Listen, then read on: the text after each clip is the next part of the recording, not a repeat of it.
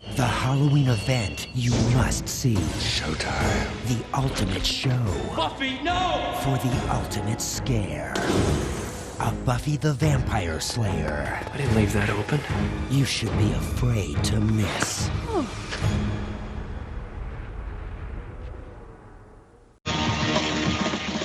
Hello, and welcome to this week's edition of Slade, the Buffyverse Revisited. I'm one of your hosts. I'm Jeremy. I'm your other host, James. And this week, we will be jumping into Season 2, Episode 6, Halloween, one of my personal favorites. I love this episode. I almost forgot how much I loved it until I watched it again. It's just a fun episode. Yeah, and to be fair, I love all the Halloween episodes for the whole, Right. the whole series, but this one started them off, and it's definitely a personal favorite. Right, much like our season 2 premiere established a tradition of every season premiere after that opening in a cemetery. Right. This season 2's Halloween episode establishes a tradition of a special Halloween episode every season after that. Right. Some shows have their special, Christmas or holiday episodes. Most shows, but Buffy does Halloween, which is perfect, for the type of show it is. So. Yep, one of my personal favorites. So what's going on, James? What's new? Anything new? How's life? How was your week?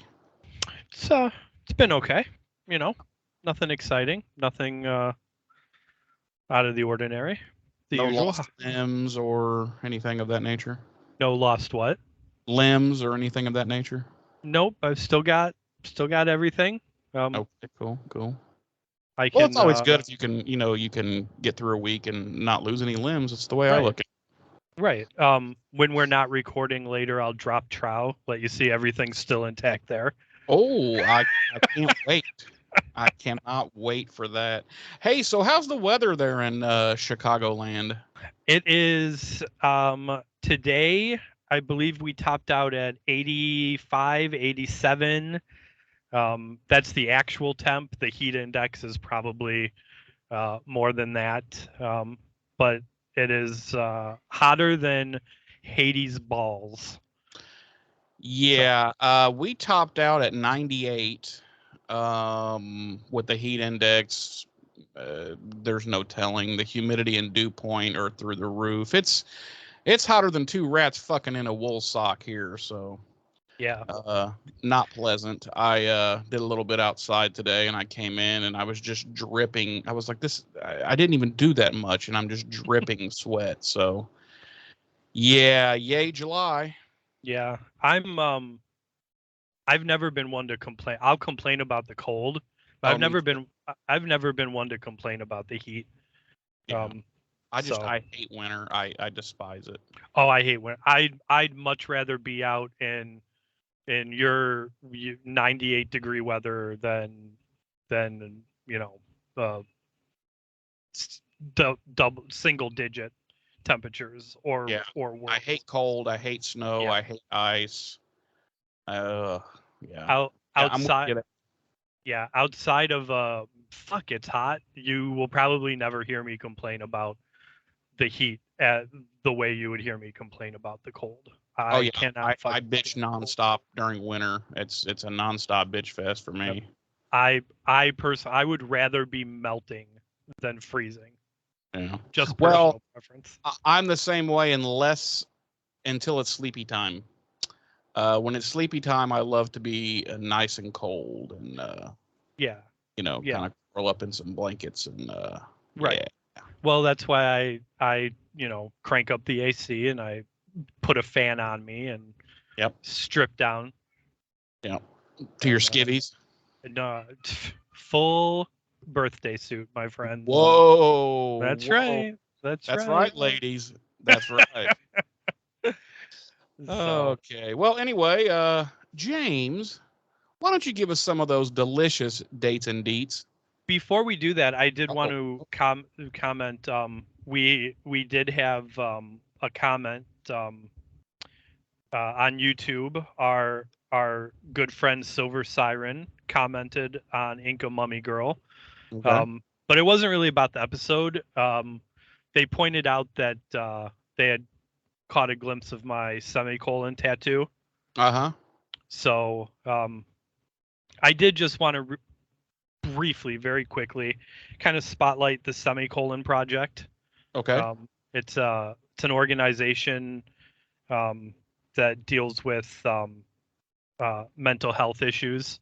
Mm-hmm. Unfortunately, a couple years ago, the founder of the Semicolon Project did lose her battle with depression and unalived herself.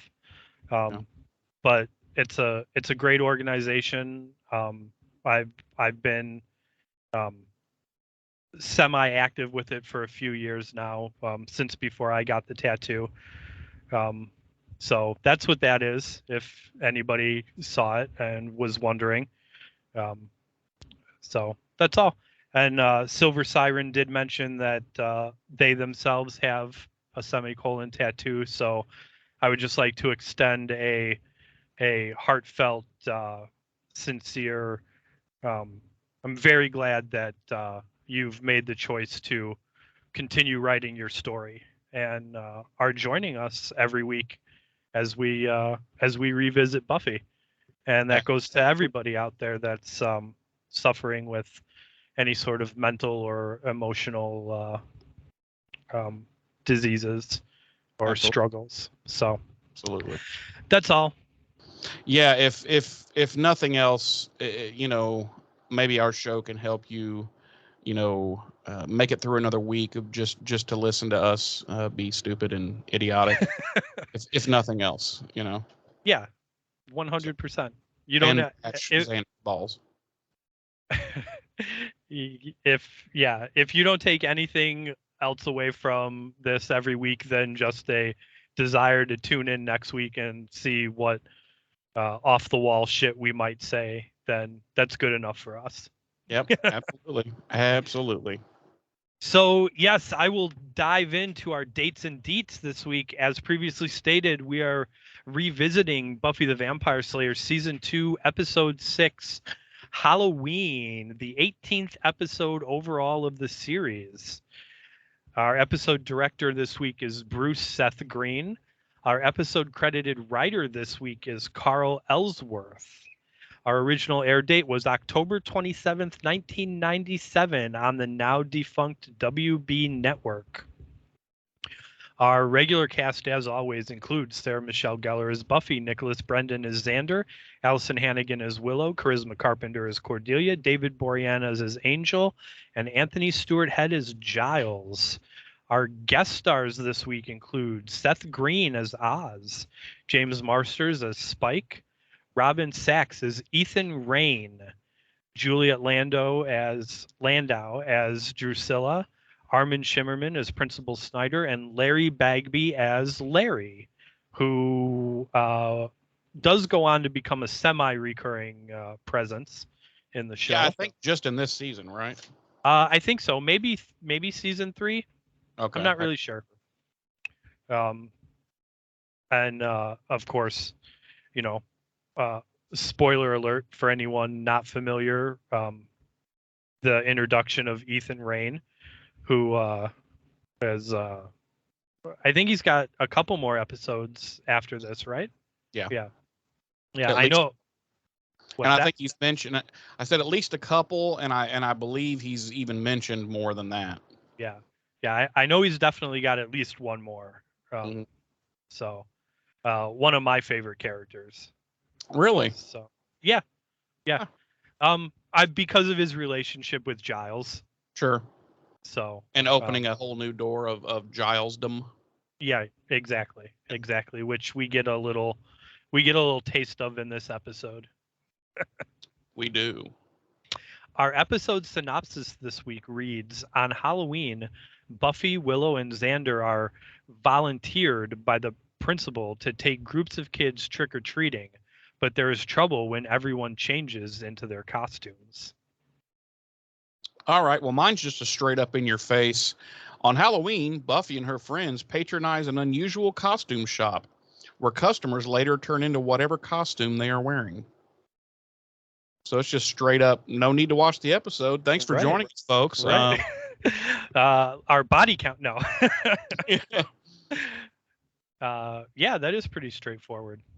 We've had a few in a row now that were pretty straightforward that way. Yeah, we have. They're getting very uncreative on IMDb. All right, let's jump us into the cold open there. I will jump us right into our cold open. We open at Pop's Pumpkin Patch, where we see that it's 2 days before Halloween, and Buffy is engaged in what kind of fight? Karate fight with a vampire, and he's given it to her pretty good. He's holding his own. Whoa. And which episode were you watching?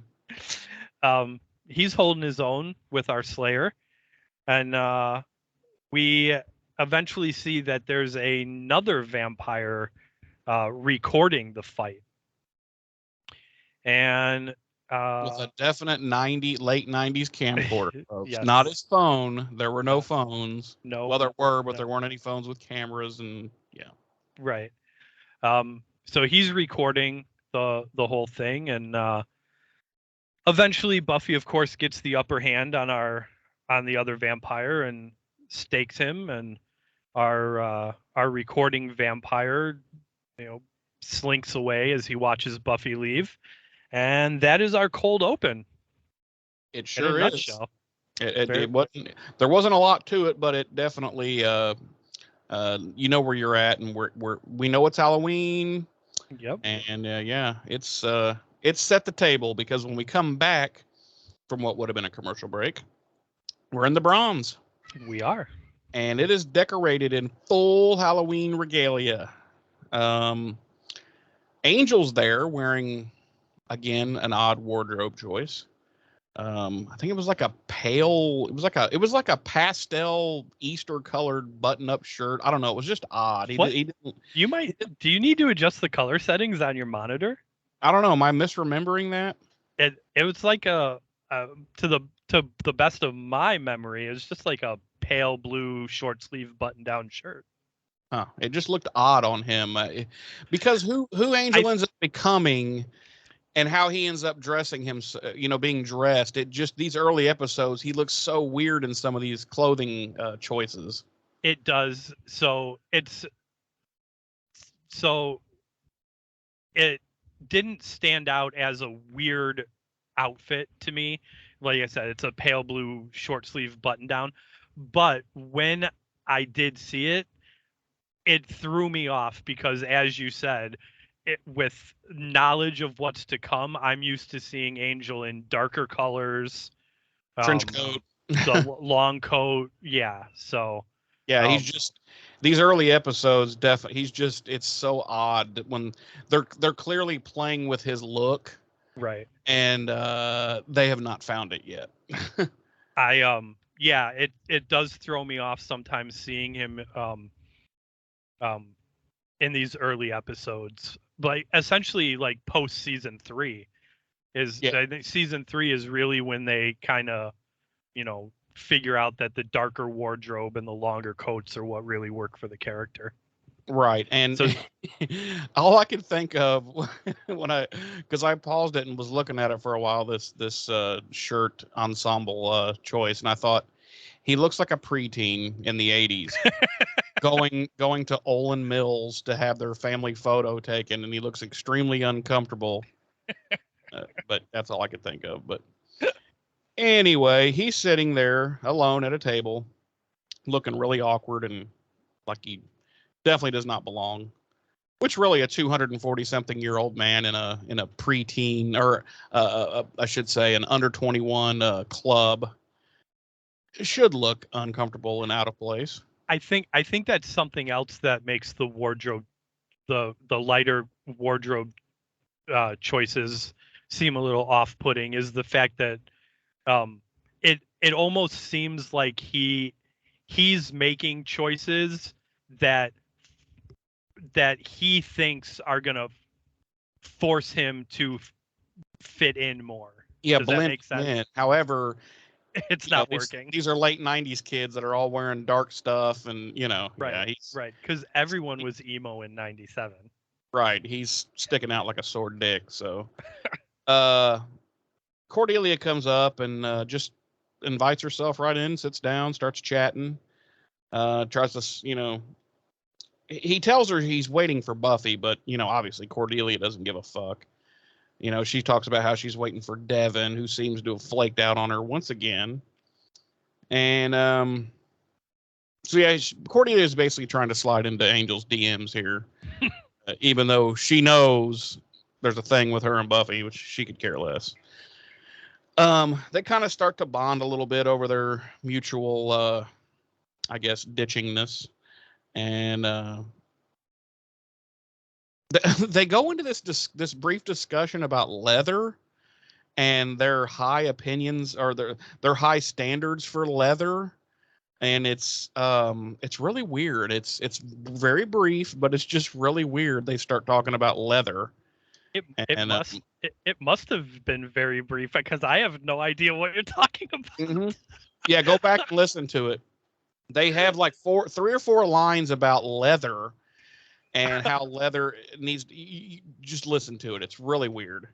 Because I was like, it's almost like they were writing the scene and they were like, shit, we need like 2 or 3 more lines of coverage here. Yeah, you know what? I remember now. They're talking about the interior of Devin's car.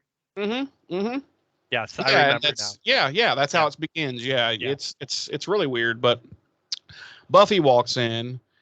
She's straight from this fight that she had in the cold open. So she looks a little disheveled, not as much as they're trying that Cordelia later tries to play it up as, but right, like Cordelia acts like she comes up and she's all like, oh my god, acts like she looks like she's just been through a razor blade factory or something, but right, she's just very, very slightly disheveled, nothing right, major. Right. Like if Buffy came up to my table looking like that, I wouldn't ask her to leave. No, if Buffy came up to my table straight out of like an alley where she'd been sleeping for a month, yeah, come on. Anyway, so Angel rushes up to her and he's like, "Hey, blah, blah, blah, blah," and he pulls this tiny little piece of straw out of her hair. And honestly, once he did that, I was like, "Well, she looks completely normal. She looks fine." Otherwise, I mean, but anyway, so and they're discussing, her being late and whatnot, and she's like, "Yeah, slang and shit." And then Cordelia comes up, makes a snide comment about, how dirty Buffy looks, which again, as we discussed, doesn't really play out visually. And Buffy talks about how, it was a mistake thinking she could have a normal dating life, blah, blah, blah. And she just kind of bummed out. And she's feeling the pressure and the overwhelmingness of being the Slayer and trying to be a teenage girl. And she's, and she's 16, or right, she's still 16 in this season, right? Is it 16 or 17?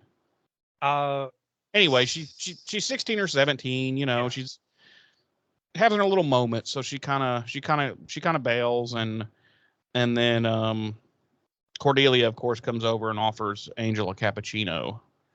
Again, trying to slide into those DMs.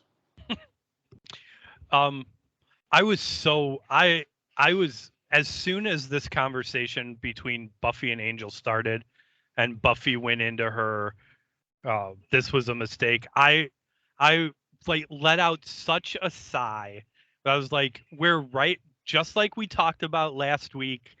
Like Buffy and Angel had come to their little agreement that they were into each other and they were going to give it a shot. Just make it work. Right. And now, like, not even 20 minutes into the next episode, we're getting this was a mistake to think I could make this work speech.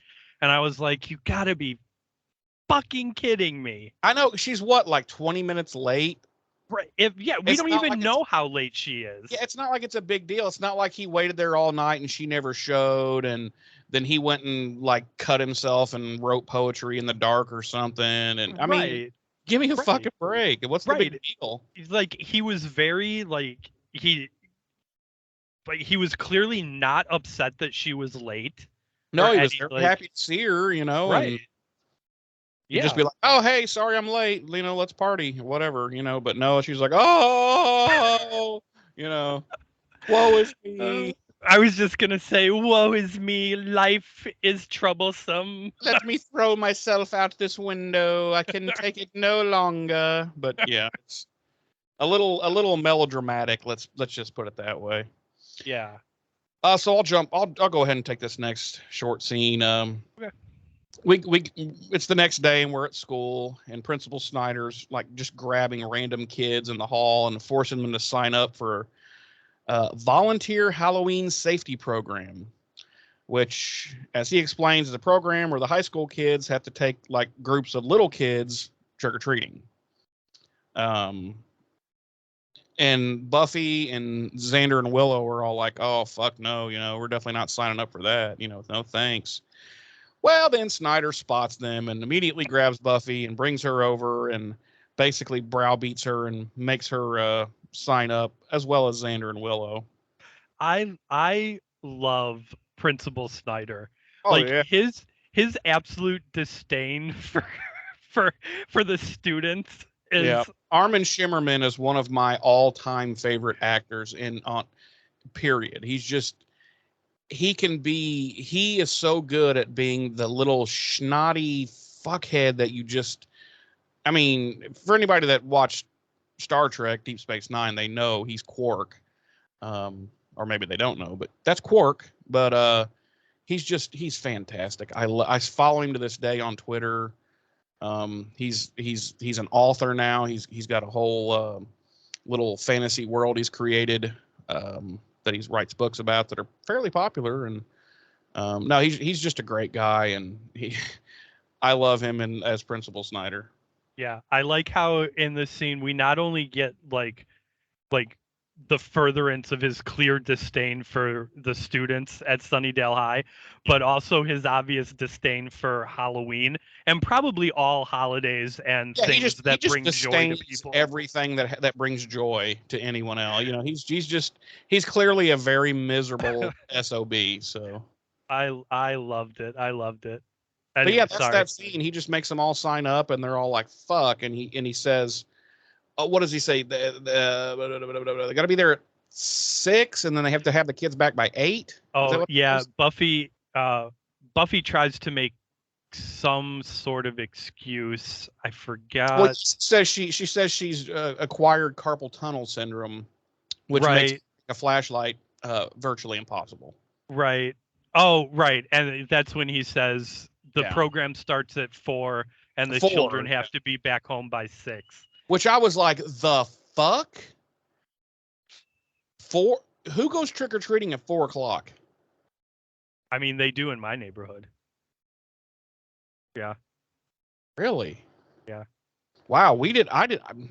Wow. Me and my friends, we never went until it was, close to or like right at dark. Well, I mean, you were probably older at that point, No, right? I was like 6.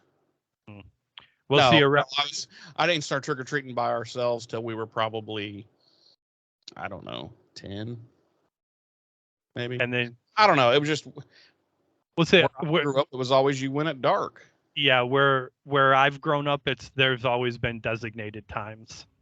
Oh, to- there's to no. go. That's a thing now here, but that was definitely not a thing in my. I mean, because the last time I went trick or treating was probably the very very early '90s. So, there was no such thing by then. But of course, these days, Right. you pretty much have to. You have to give them an AK-47 to go trick or treating. Anyway, sorry. Where do we go next, James? We transition to the lounge Their area. personal lounge again. No, there's other students sitting in there. Yeah, I this know, time. but They always have the prime location. They do. So they're walking into the lounge and they're talking about how Snyder said costumes are mandatory for the taking the kids trick or treating, and Because he could totally enforce that. right. I don't know. Buffy makes a comment about how she was planning on staying in and vegging out because it's the one night of the year things are supposed to be quiet. Which, how would she? Or wait. Yeah. Was there there wasn't a Halloween episode in the first season? No, but I get what you're getting at, and in the very next line, she says that Giles told her that. But she would have been there for the first Halloween, right? Yeah, she was there the school year prior. Oh yeah. Yeah. Strange. Well, we don't. I don't think we ever got any solid confirmation as to at what point in the school year season 1 started. That's true. Did we? No. So at least We'll I don't just pretend that think we did. We'll just pretend it was November when she started. We'll school. just pretend Buffy started in late fall. Yeah, it was November. It was November the 13th when she began school at Sunnydale High. Actually, I think, if I remember correctly, I think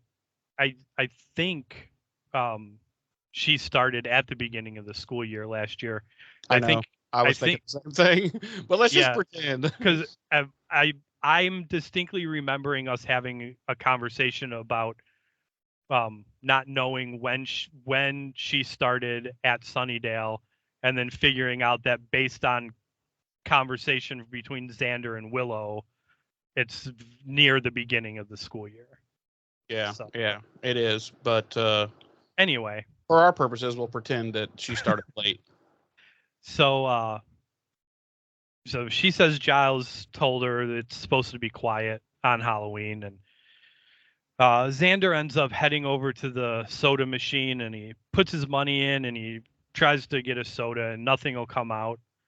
And then he gets confronted by Larry, and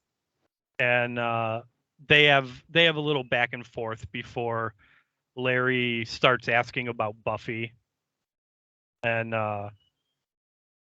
Larry basically wants to know if Xander thinks Buffy would go out with him. Xander says no, and Larry indicates that he heard from some of the guys around school that Buffy's easy. Well, he says fast, but we know what that means. And Xander gets huffy, and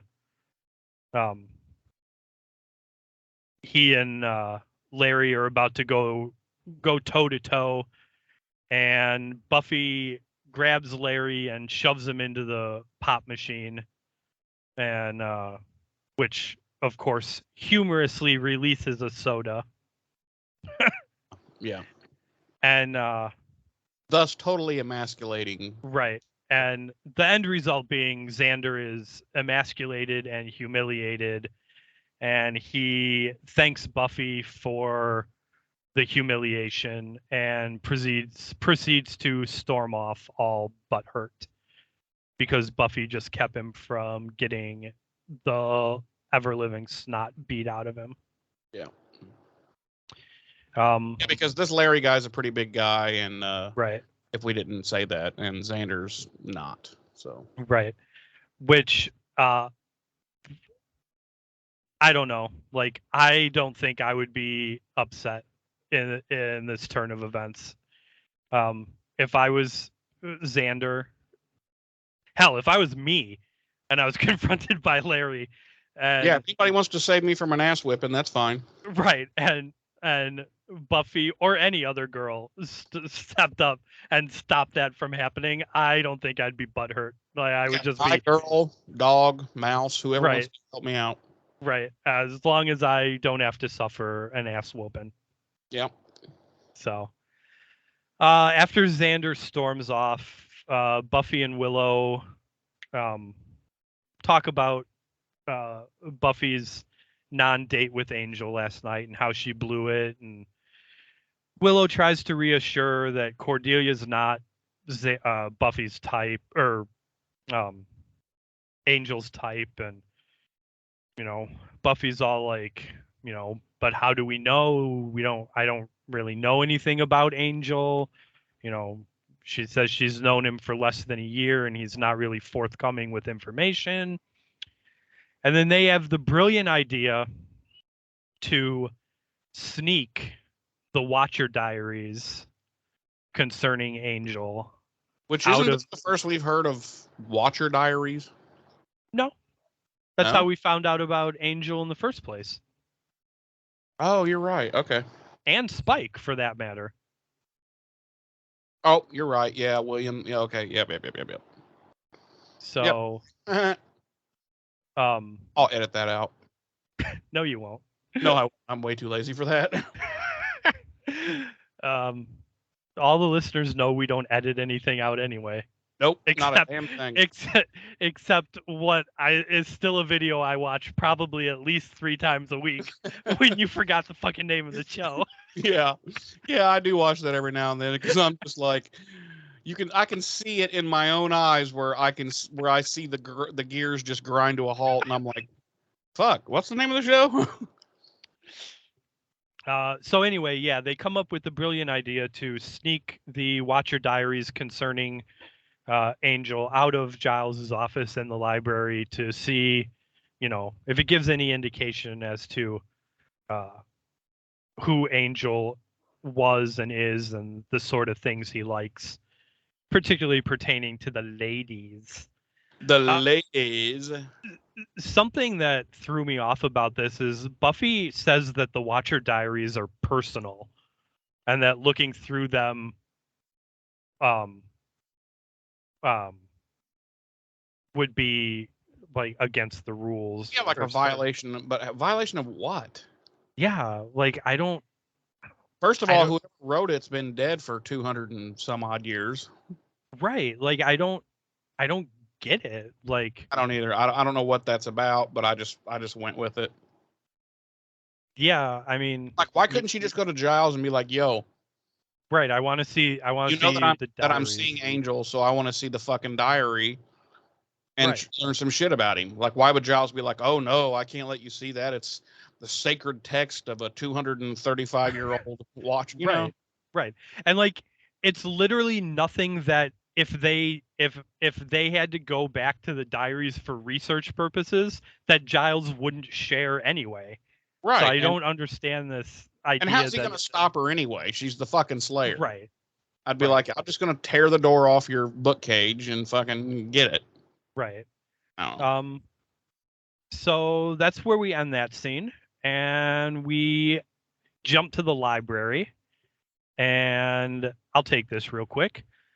We're in the library, and Buffy and Willow peek through the window and don't see Giles there. So they sneak in, and or Buffy sneaks in, and she's on her way over to Giles's office, and surprise, Giles is there in the book cage, weapons cage, and he surprises Buffy, who spins around, and she's immediately like, "Nothing, hi." Yeah. And you're not anything. And he says that since tomorrow night is supposed to be quiet, he thinks they should practice some battle techniques. And they start going back and forth and about how Giles needs to learn how to have some fun and this and that, and then she goes into a rendition of "Girls Just Want to Have Fun." Yes, full. It's like 3 minutes long. Right, it's really awkward. No, and the whole time Buffy's trying to get Willow to sneak into the library, to sneak into Giles's office to get the diary, and Buffy's trying to keep Giles distracted, and she eventually fully gets his full attention by telling him that Ms. Calendar said he was a babe. Yeah. And they go back and forth with that for a little bit as Willow sneaks in and grabs the diary and sneaks back out.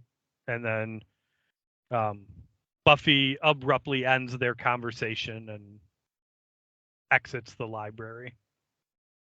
Yeah. And then we skip to the lavatory. The ladies' lavatory. Or the loo, if we have any English listeners out there. Mhm. Buffy and Willow are sitting on the sinks, and they're reading through the diary and talking about they find this picture, very well drawn, of a noblewoman from the year that Angel would have been 18. And she's real beautiful and well dressed, and she's dressed like someone from that era would be dressed, in the big, the corset and the big flowing ridiculous dress and all that stuff. So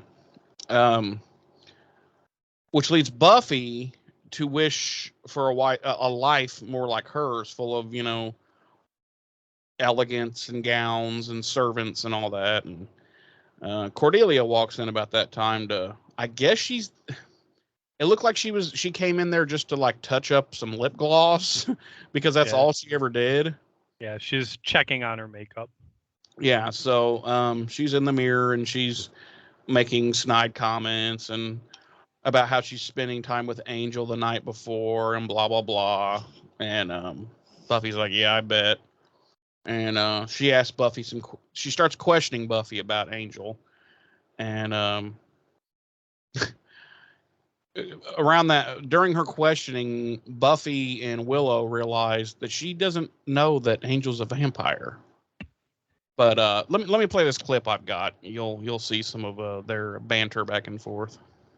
So what's his story anyway? I mean, I never see him around. Not during the day, anyway.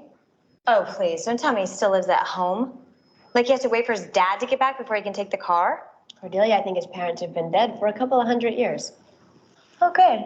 I mean, what? Angel's a vampire. I thought you knew. Well, Cordelia didn't know, and she just does not believe them. She thinks Buffy's just making this up to keep her away from Angel. And she tells right before she leaves, she tells Buffy, you might be the big tough one with all this vampire slayage and supernatural stuff, but when it comes to dating, I'm the slayer. And she turns on a heel and leaves the bathroom. And we skip to a Halloween store, and Buffy, Willow, and Xander have gone there after school to find costumes. And Willow comes up and she's just got a ghost costume, which is basically just a sheet with some eyes cut in it. And Buffy's like, no, you should, it's Halloween. Use this as an excuse to dress sexy and, just be someone different. And Willow's like, that's just not me. She's just way, way introverted. And Xander comes up and he's got a plastic, like military gun. So he's going to be like an army guy. He's going to wear some fatigues that he got for cheap from the Army Navy surplus store, he says. And he's still a little miffed at Buffy, but she apologizes, and they're about to have a touching reconciliation moment when Buffy's distracted. Looks over and sees this like 18th century ball gown, like what she saw in the drawing, and it just draws her in. And around that time, the store's owner comes out, and he's a British chap. And he sees Buffy eyeballing the dress, and he pulls it off the rack and holds it up in front of her, and while she's looking in the mirror, and talks about how beautiful she looks, and she's like, well, I could never afford this. And he basically says, I'll make you an offer. You can't refuse. Right. So, no, he doesn't say that at all, but that's what he alludes to, and basically saying he's going to make it work in her budget. So, this guy seems very kind of creepy and nefarious. And we'll I just liked him. You would. Yeah, you would. Can we can we talk about something real quick? No, absolutely not. Go to the next scene. Okay. No, just backtracking a little bit. This Watcher diary that they're looking at. Mm-hmm. Now, I don't know about you, but at first I was under the presumption that they specifically had gotten a diary pertaining to Angel. Right. But this diary is from 1775, when Angel would have been 18 and still alive. Right. Hadn't been turned into a vampire yet. So, are we now of the presumption that that diary was actually just a diary from that time period so that they could get an idea of what Angel was probably into? A general idea of what things were like when he was alive to get an idea? Because why would there be diaries about Angel when he was alive? When I think back on it, she had more than one book in her possession when she snuck out of Giles' office. Willow did. Did she? Yes. I thought she just had one. There were at least book. 2. Okay. So I'm thinking she grabbed the one that pertained to Angel specifically, and then maybe just a general one from that era. Mm-hmm. Which would be the one that they were looking at in the bathroom. Right. So okay. I'm just going to say, yeah. I mean, okay. They had already gone through the Angel one maybe, and now they're just kind of perusing through this one, trying to get an idea of what things were like, in the 18th century, and that's my that's my guess. Okay, all right. And I could be completely, utterly wrong. I'll accept it. All right. Do you want me to pick up? No, I'll take this next one too. Okay. Yeah, it's just a quick little one, right? Yeah, it's just a little quickie. So we cut to the it's like a warehouse where Spike's at since he turned the annoying one into dust. And the vampire who had been recording the earlier fight Buffy had with the other vampire is there, and basically Spike is studying this tape like it's game tape, like he's an NFL player studying tape on the opposing team, trying to get a feel for Buffy's fighting style and maybe see some weak spots that he can exploit or something. Which never works because every time he faces her, she just kicks his ass. So and doesn't fucking kill him. Right. She kicks his ass like 11-3 times, but never kills him. About then, Drusilla comes out talking all her weird fucking shit where she's been on acid for like the last 110 years. She tells Spike that she's had a premonition, basically, of someone that's new to the area, who is changing things and switching outsides to insides. Like that's supposed to fucking mean anything. But that it's going to make the Slayer weak. And this will all happen the next day, which is Halloween. And Spike's like, nothing ever happens on Halloween. So you're wrong, Drusilla. Get the fuck out of my face. And then he hits her. No, and but no, he's like, nothing ever happens on Halloween. And Drusilla tells him that but this new person has come to change all that, and it's someone new. Let me ask you something. Okay. Revisiting these episodes. Uh-huh. Do you remember liking Drusilla more than what you find yourself liking her rewatching the show now? No, I never liked Drusilla. No? Okay. No, my ex who got me into Buffy to start with, Mm-hmm. she was a Drusilla freak. Drusilla was her favorite, other than Buffy herself. Mm-hmm. Drusilla was like her favorite character, and we used to argue about it all the time because I'd say she's so dopey. She's on acid all the time, talking in riddles and stupid shit, and it just annoys me. And I don't really care for the character. I love her as an actress. Oh yeah, Julia Landau. She's Yeah. awesome, but I never really cared for Drusilla. I remember liking Drusilla far more than what I am so far rewatching the show. And again, it could be a lot of it is probably like hindsight or knowing what's to come with the character. Yeah. That clouded my oh my goodness, I really enjoy this character judgment. But like watching this scene, I couldn't wait for it to be over. Yeah. Anytime but I was, like I said, I was always that way. Anytime Drusilla would show up, I was like, oh, fuck, somebody stake this bitch. I'm so tired of her. I can't even do an impression. She's just so annoying. I think my fondness of Drusilla must come from later appearances when she's not as like scattered, when she's not always talking in riddles and whatnot. A good way that I could think of to explain it, she's like an uninteresting Yoda on LSD. So, and it's not enjoyable to me. Right. I know that Drusilla has a huge following in the Buffy fandom, but I am not one of them. Right. And I'm not saying I hate the character. I'm saying that I hate the character.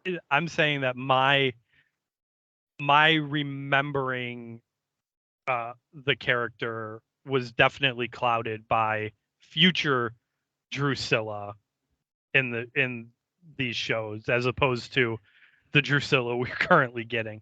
But anyway, why don't you take this brief little scene back at Ethan's shop, and then I'll pick up after that. Back at Ethan's shop, and that's it. Next, on to you. No, we see a man wearing a dark hooded robe, and he walks into a room that's like filled with candles, and it's got this creepy altar with this. It's a statue of Janus, however you want to pronounce it, but they don't say that. It's the two-faced god. I don't think they actually say that in this. I don't know if they ever say it. Not in this scene. They do in the episode, yeah. Oh, do they? Okay. And they pronounce it Janus. Yeah, well. Tomato, you fucking California fuckers. We discover that it's the creepy British chap who owns the establishment who had sold Buffy the dress. And he gets on his knees and he cuts his palms and then gets blood off and he's putting marks and shit on his face and saying this prayer to his god, Chaos. His god is Chaos. And so yeah, that's that scene. That's really all that happens. And that takes us to Buffy's bedroom, where she's admiring her gown, and she's wearing a long. I probably look insane right now on video. Why? I've lost my pin. I set it somewhere, and so I'm just all over the place right now. Like, where the fuck is? So anyway, if you're watching this, sorry. Yeah, you're giving me motion sickness. No, I'm kidding. She's admiring herself in her gown, and she's got a long, dark wig on, and Willow's in the bathroom changing, and they're talking about how Buffy's gonna meet Angel back here at her place after the trick-or-treating, because her mom's gonna be out. Yeah, and now like everything's fine again, but they're gonna meet. I don't fucking know, But man. see, but here's the thing: like when this conversation started, and they were like, "When where are you meeting Angel?" I was so relieved. I was like, "Okay." So I jumped the gun a little bit. Like that conversation between Buffy and Angel at the beginning wasn't the "we can't do this," yada yada conversation. It was more. It was more of a just Buffy like Being emo. right complaining about the situation, not flat out like rebuking the situation, so to speak. We can never be on hell. Right. So like I was so relieved. I was like okay, like we're finally over that back and forth hump. Like they've acknowledged there's going to be some problems, there's going to be some issues, but they're going to forge ahead with it. So I was very relieved in this little brief bit of conversation. So Buffy is talking about how they're both talking about how Buffy can't wait for Angel to see her in her costume, and it's gonna be a blast from his past. And Buffy tells Willow to come out of the bathroom, and she can't hide in there all night. And Willow makes her promise not to laugh, and she comes out of the bathroom, and she's wearing your basic late '90s streetwalker attire. Yeah, I call it a horror costume. Horror costume, yeah. She looks good though. Real good. That's not bullshit. Yeah. So it's like she's wearing boots and a short pleather mini skirt. Yeah, black leather mini skirt and like a burgundy long sleeve, deep V-neck midriff top. And she's clearly very uncomfortable. Oh yeah, yeah. And Buffy tries to reassure her that she looks good, and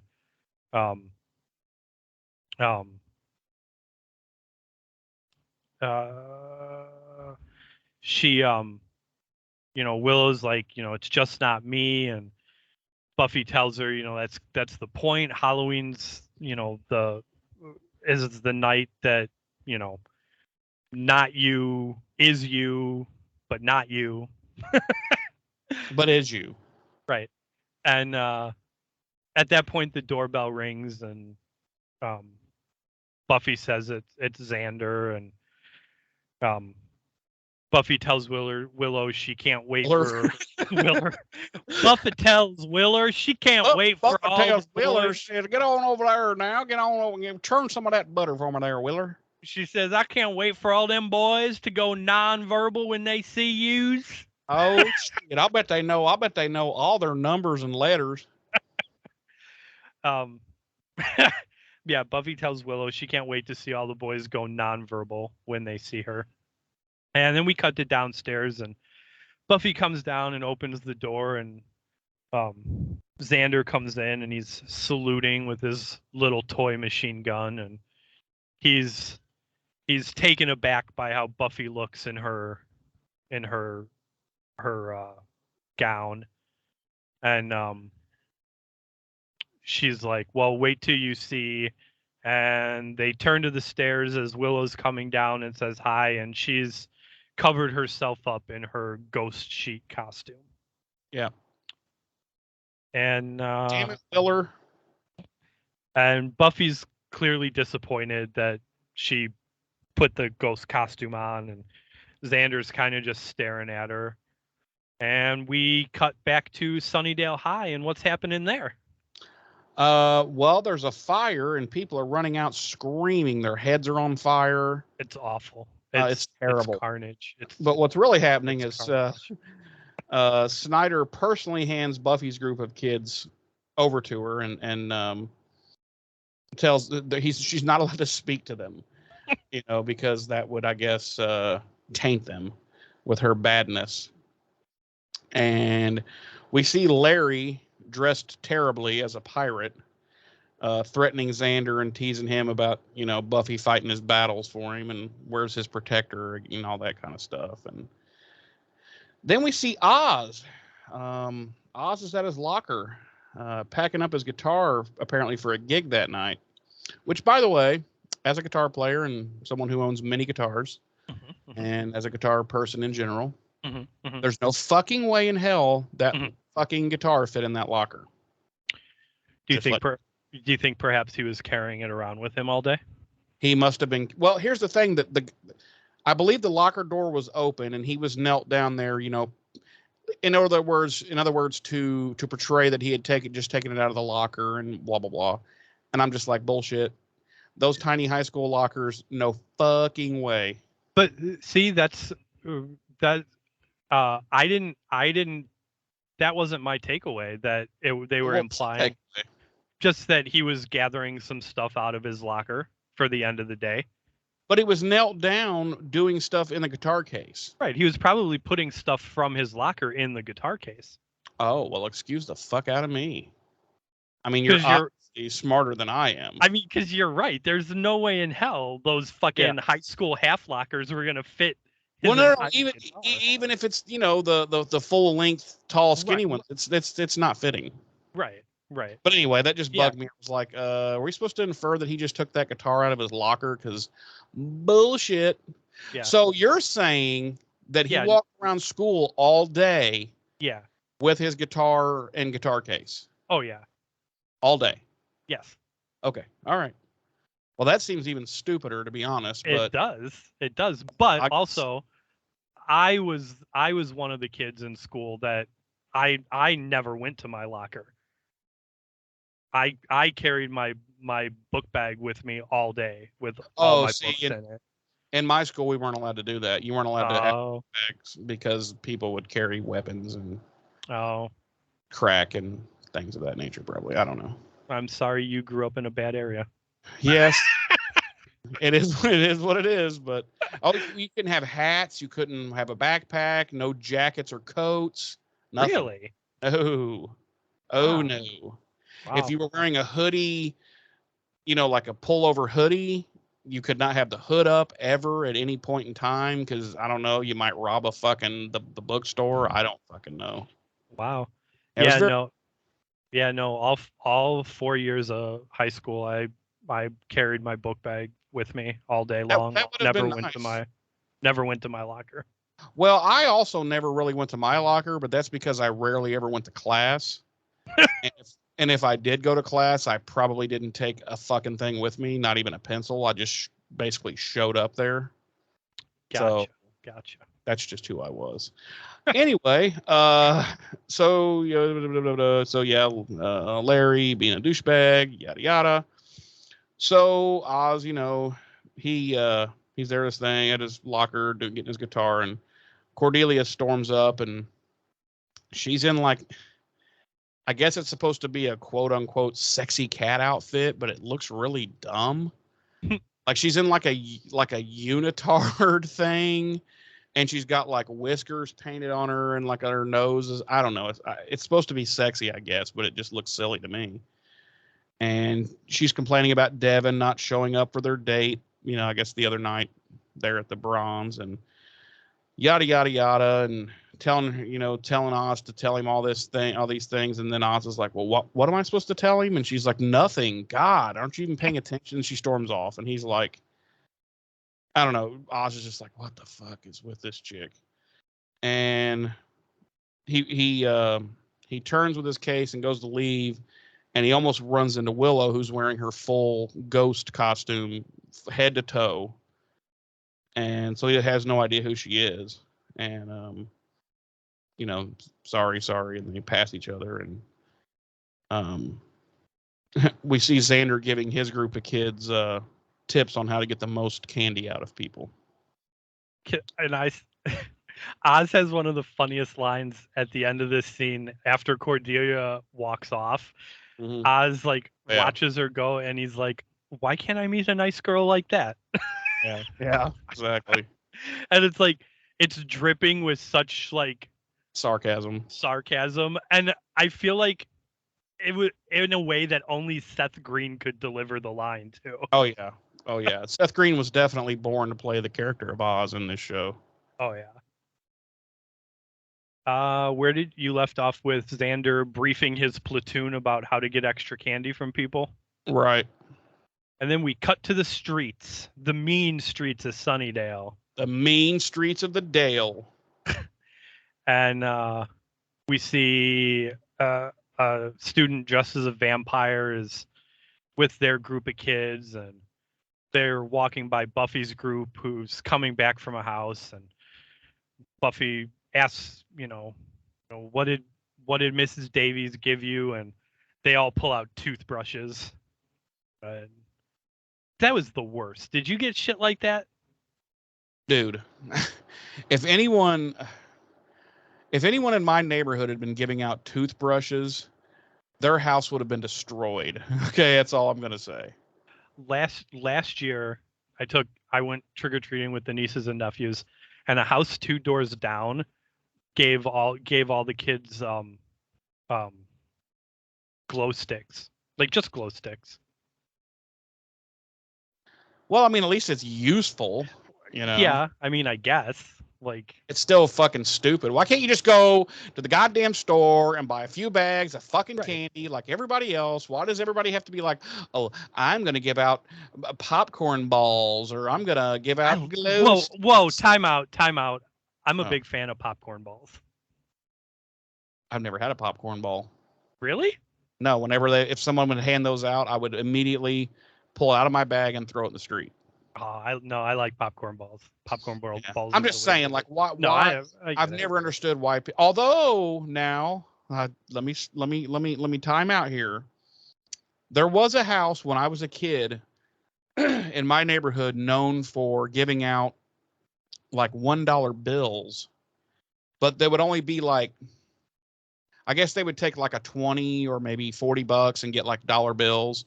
And once they ran out, then they turned their light off and that was it. And I never was lucky enough to get there to get $1, but that's okay. If you want to hand out cold hard cash, that's fine. But toothbrushes and there was this lady who used to do carameled apples. And I'm like, how am I going to walk around with this fucking carameled apple? You mean put it in my bag?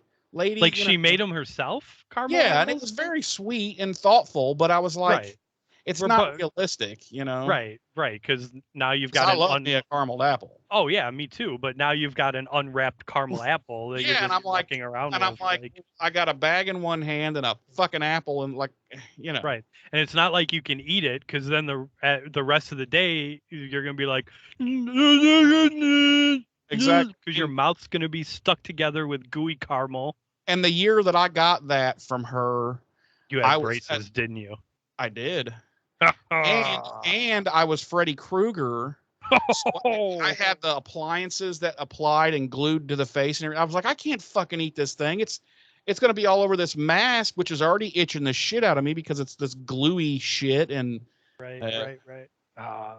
Anyway, yeah, the glow sticks, like, that threw me off. Like, I don't know. It's not like my 10 and younger nieces and nephews are fucking going to raves.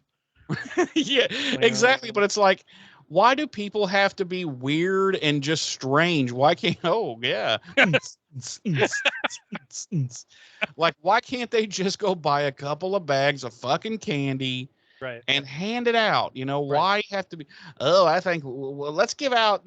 Fucking, I don't know, water pistols, because I've seen that shit too. I'm like, why? If you give me a water pistol, I'm gonna piss in it, and then I'm gonna hide in your bushes and squirt you in the face with my warm water pistol. Warm, not cold. Warm. No, it's gonna be. I'm gonna drink a lot of water. Will it be frothy too? And then I'm gonna sit in your bushes until I know you're ready to leave, and then I'm gonna fresh piss in the water pistol, and then I'm gonna squirt you right in your face with it. You know how hard it would be to get your piss into that tiny, tiny little hole that's in a water pistol? You would Yeah, basically that's just true. piss all over your own hands. Is all that would really happen. And then you could just run up and like smear it on them and be like, ah, and then run away. Right. You'd be like, oh, I've made a horrible decision. No. Because I remember those little water guns when I was a kid. The water hole was Yeah. like the size of It's the about the size of your piss hole. Yeah, but good luck putting the two together and making the piss come into the gun, you know. Wow. How did this happen? I don't know. Doing? I don't know. There are so many people tuning out right now. It's insane. Wow. I bet you all three of our listeners have tuned out. So yeah, they pull out their toothbrushes and Buffy's all like, she must be stopped.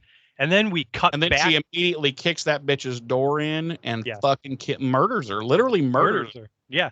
She takes one of those kids' fucking the toothbrushes that she gave and sticks it through her fucking eye hole all the way into her brain, kills her. Yep. And then, like, while she's writhing from the toothbrush in her eye, Buffy picks her up and basically fucking banes her right over her knee. Yep.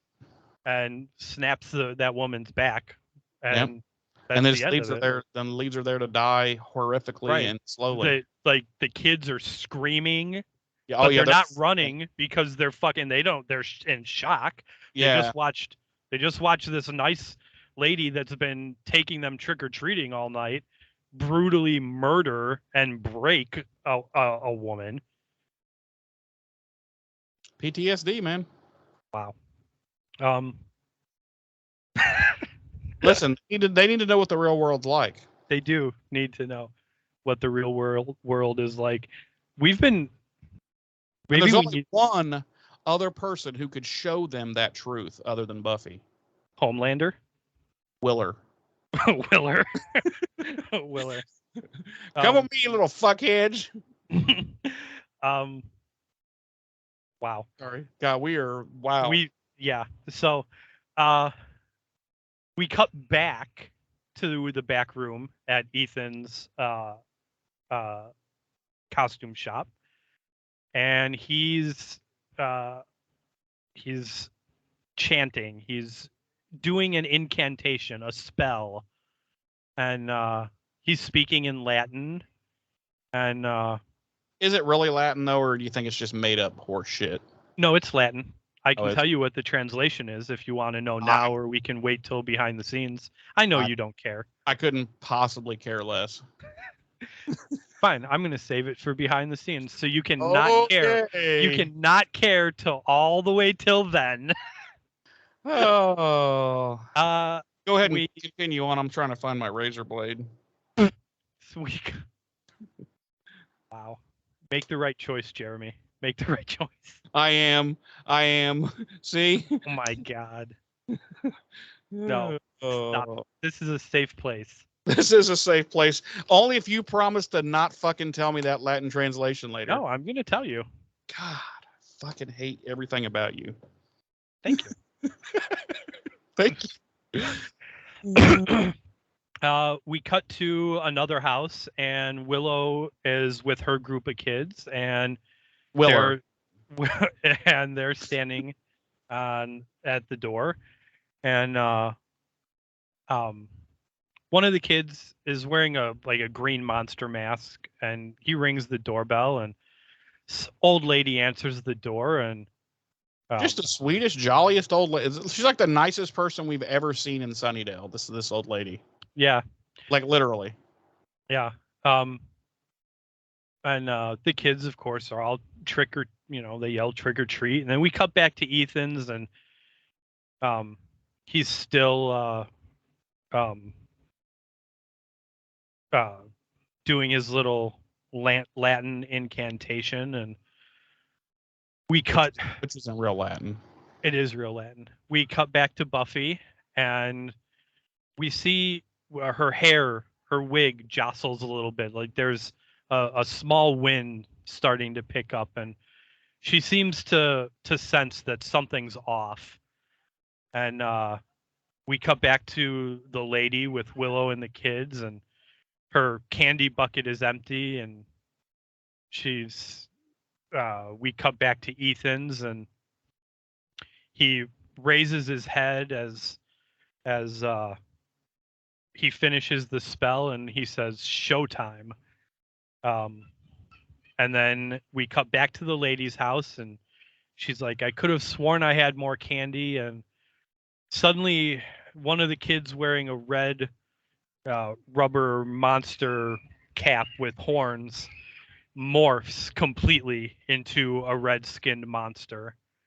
And the kid with the green monster mask also changes into an actual monster and starts to choke this nice old lady the fuck out. He then grabs her by her, and she's just like, ah! And he's like, ah, die, bitch. And I was like, damn, that escalated. And it's pretty fucking funny. The look on her face and the way she sold it, she was like, ah! And of course, all the other kids start to scream and run away, and Willow's yelling, no, let her go. And now the little red monster and the little green monster start attacking each other, and Willow's yelling at them to stop, and the old lady runs back into her house and shuts the door. And as the two little monsters are fighting, Willow starts to stumble a little bit. Like, it seems like she's feeling weak. And we cut to the street, and Xander's there, and he's watching everyone running around screaming, and we hear things being thrown and windows being broken. And we cut back to Willow, and she says she can't breathe, and she collapses onto the porch. And then we cut to Xander. Literally dies. Yes. Then we cut back to Xander, and he it seems like something like hits him, something like we don't see, and he bends over a little bit, and when he straightens back up, he looks around at everything going on, and he raises his gun again, only this time it's turned into a fully automatic M16. And he shoulders the weapon and spins around, and we then cut to Willow back on the porch, and she gets up, but she gets up out of her body, and she looks down, and she's looking down at her dead ghost sheet covered body, but her ghost is still wearing her hooker outfit. Yeah, which, okay, we'll just go with it.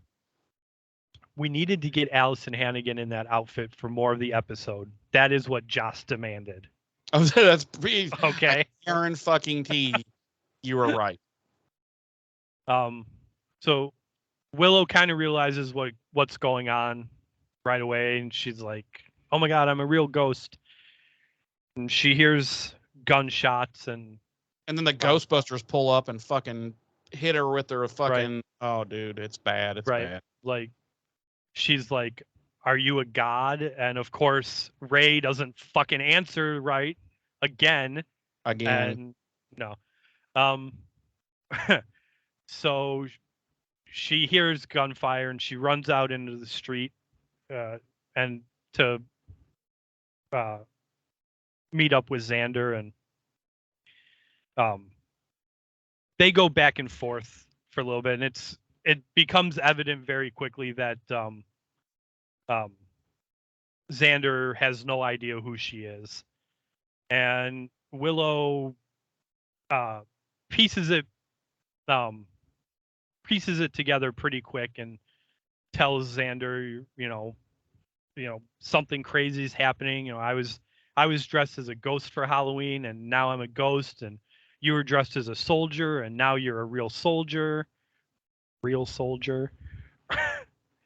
And stolen valor, more like. Yeah. And Joss Whedon.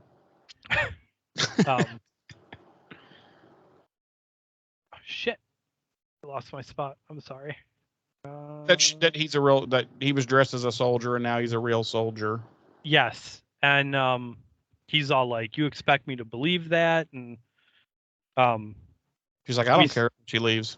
Right, and that's the end of the scene. No, That's the end of the episode. And Sanders, everybody dies. And that's not the end of the scene. She leaves, but Xander is encompassing the body of a war vet, and he's suffering extreme PTSD, and he ends up taking his life right there. Yeah, he puts the gun in his mouth and pulls the trigger. No, that's so wrong. It's Full Metal Jacket, man. It's so wrong. But he fucks it up because he's Xander. So Right. the shot just comes out of his jaw. Right. So for the rest of he's just all disfigured and fucked up for the rest of the show. So wrong. Listen, there's a reason our podcast is marked explicit and adult only. Right.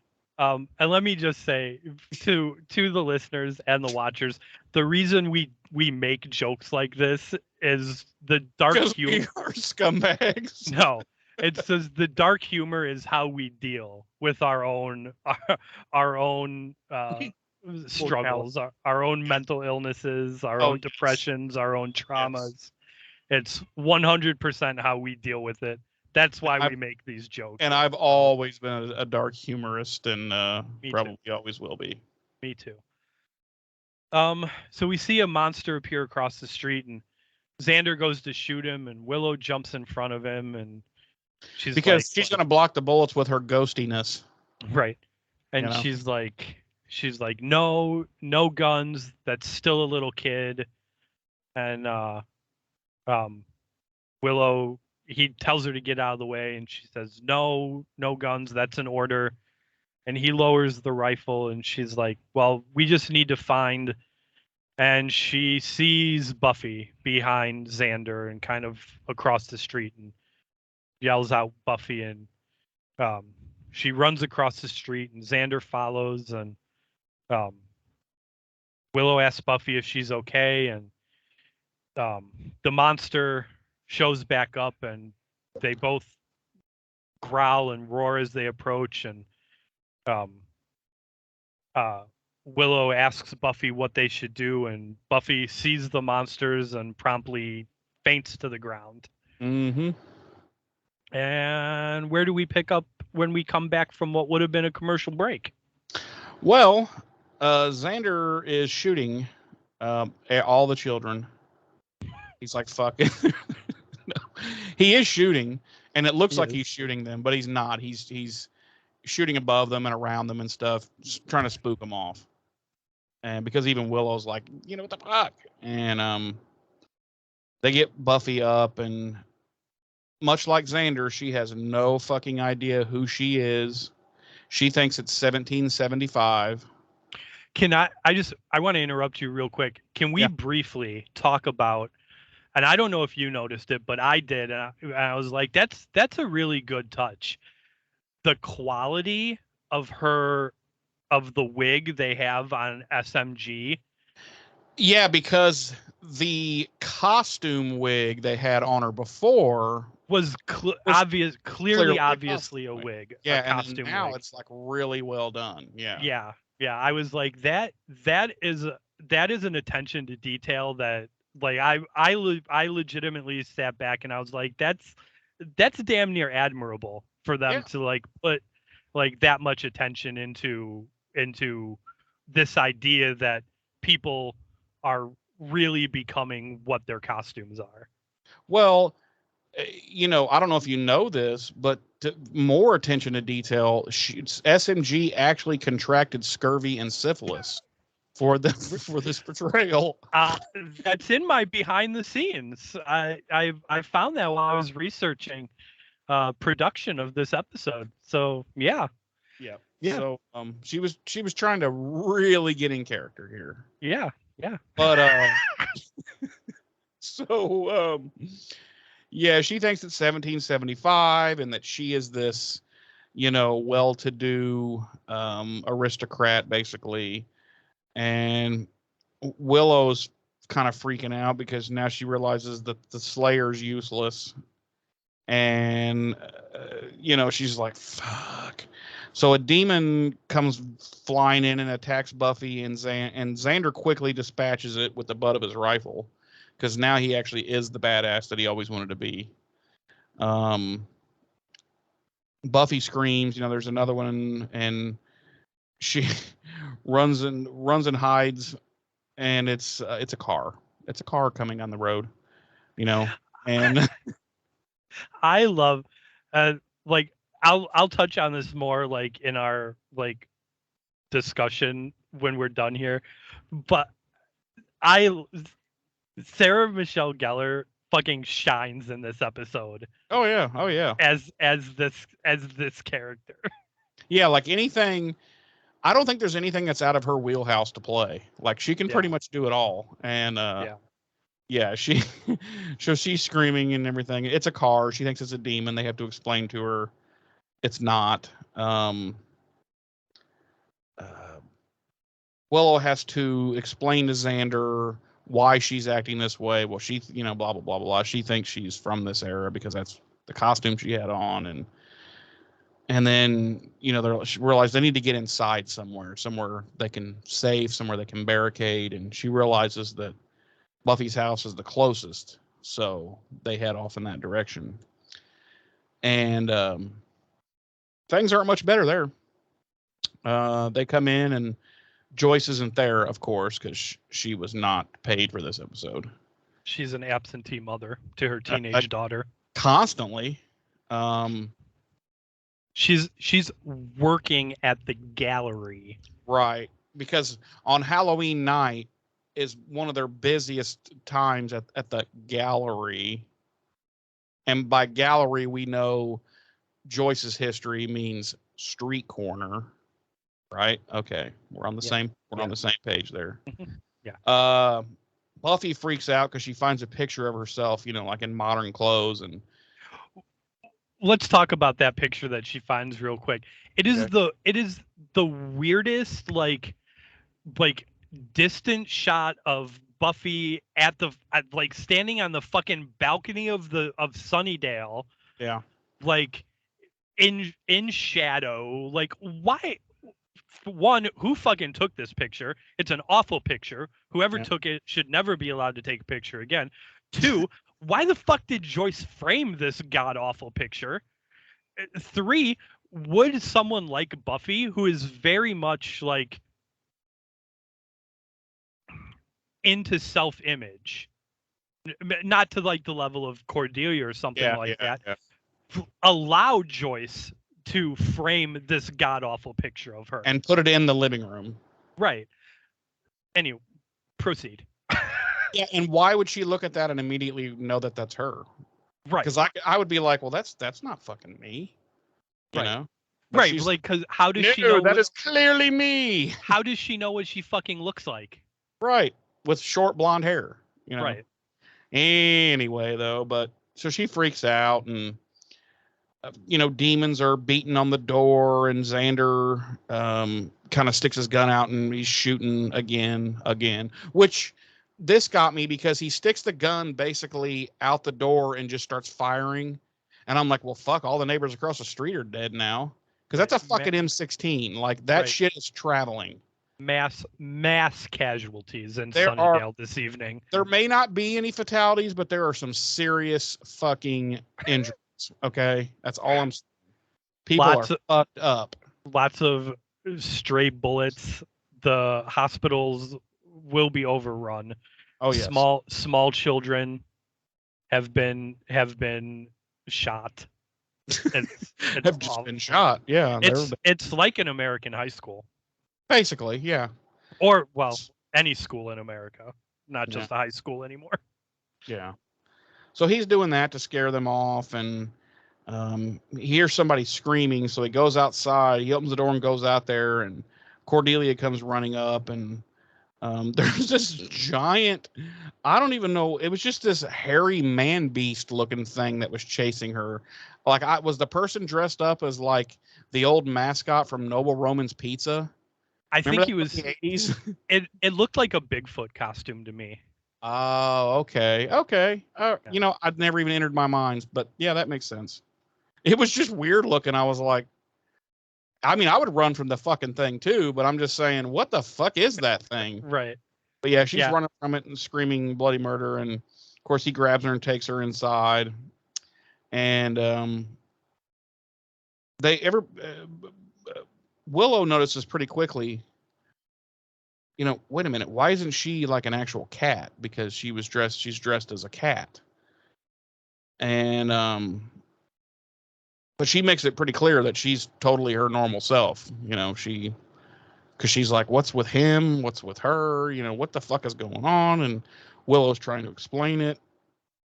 And she, you know, complains about her costume getting ripped, which means Party Town's not going to give her deposit back. And Xander puts his coat around her shoulders, and she's like, that was awfully gentlemanly. What the fuck? And Willow's explaining to her that Buffy and Xander don't know who they are. She's given the quick rundown of what the fuck is happening and how she's piecing this all together. And tells everybody to sit tight, and then that she's going to go get some help. And she just walks through the fucking wall and on outside. You know, Buffy sees this, and basically she damn near fainted again.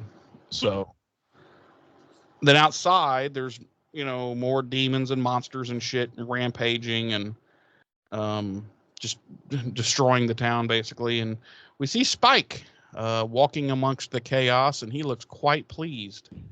It is like Christmas morning for Spike right now.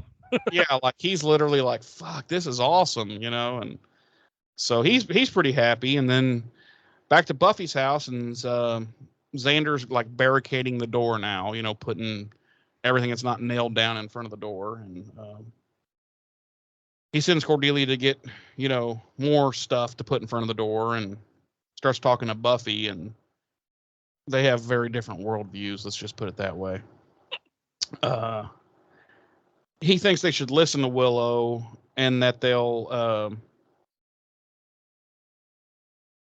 need to fight. You know, that they're going to need to fight. And Buffy thinks listening to a woman, however, is silly, you know, because she's from the 1700s, where they were brainwashed to think their own gender was weak and stupid, and that she just shouldn't do anything because she's a woman and helpless, clearly. But before they start arguing, before it escalates into an argument, Xander finds a picture of Willow, Buffy, and himself. And now he starts believing what Willow's been saying, because he can see it there with his own eyes. And he's like, yeah, we do have some kind of amnesia. But Buffy's still not buying it, and she just can't get a fucking grip. And right about that time, Angel comes in from the back door. And he's relieved to see that Buffy and Xander are all right. And they're both like, who the fuck are you? And he's like, huh? Then where do we go next, James? We cut to the library at good old Sunnydale High, and we see Giles is going through a stack of cards that it looks like they look like card catalog cards. For any of you younger listeners, a card catalog, no. Let's not even bother. They don't even know what books are anymore because they can just Google it. So he's going through these cards, and he stops, and he's hearing yelling and sirens outside, and he's clearly puzzled by this. And as he's listening to it, he sees Willow walk right through the wall. And I love his fucking. It was so great. It was great. I laughed for a good 2 minutes straight after that. He jumped like in complete surprise and scared, and like he fumbles the cards and they go all over the place. And he 100% at least a little bit shit his pants. Like there was a little bit of leakage. I'm positive. It was great. Like I said, I laughed for a good 2 minutes straight after that reaction. It was perfect. Yeah. So then we cut back to Buffy's house, and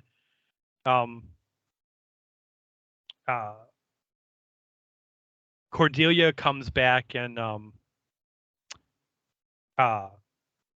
Cordelia kind of like fills Angel in on what's going on, and Xander, so and then the lights go out, and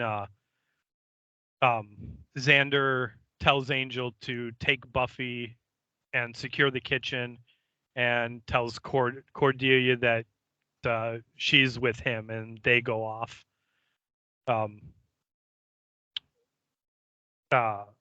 So Angel and Buffy go into the kitchen, and Angel sees that the door's open, and he's like, "The fuck? I didn't leave that open."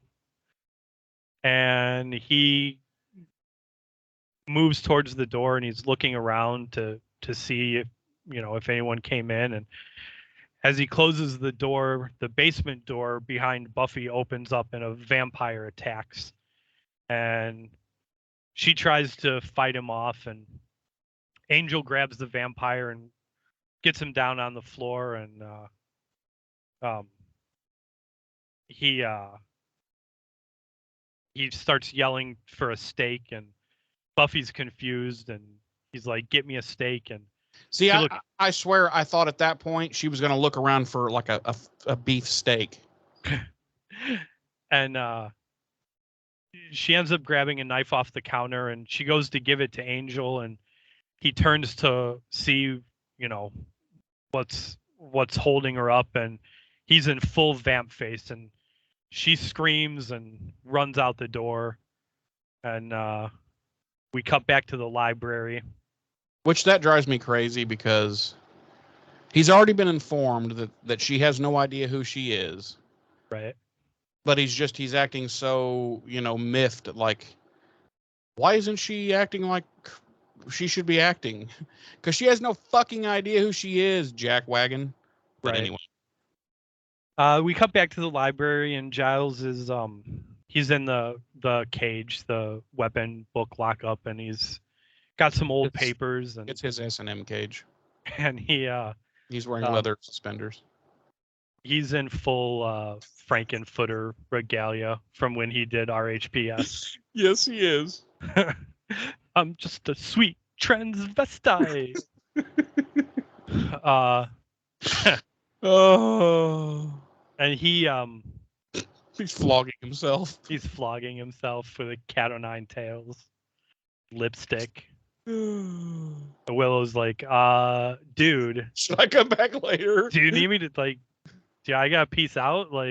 Yeah, should I come back? Right. And he's like, if you were corporeal, I'd have you do this for me. She's like, yeah, I'll come back. He's like, I'm good. Later. No. I'll be back, freak. He's got a stack of old papers, and he blows some dust off of them and comes out of the cage, and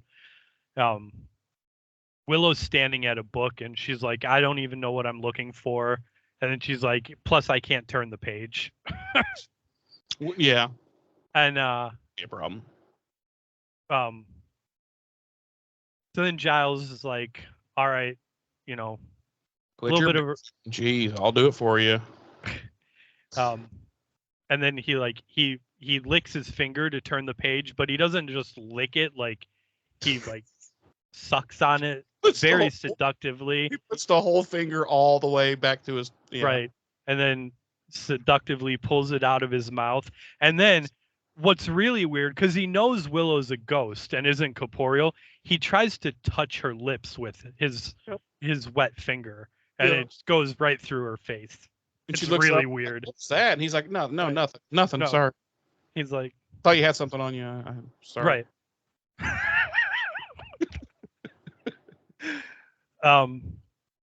So, no, he's like, all right, quick review.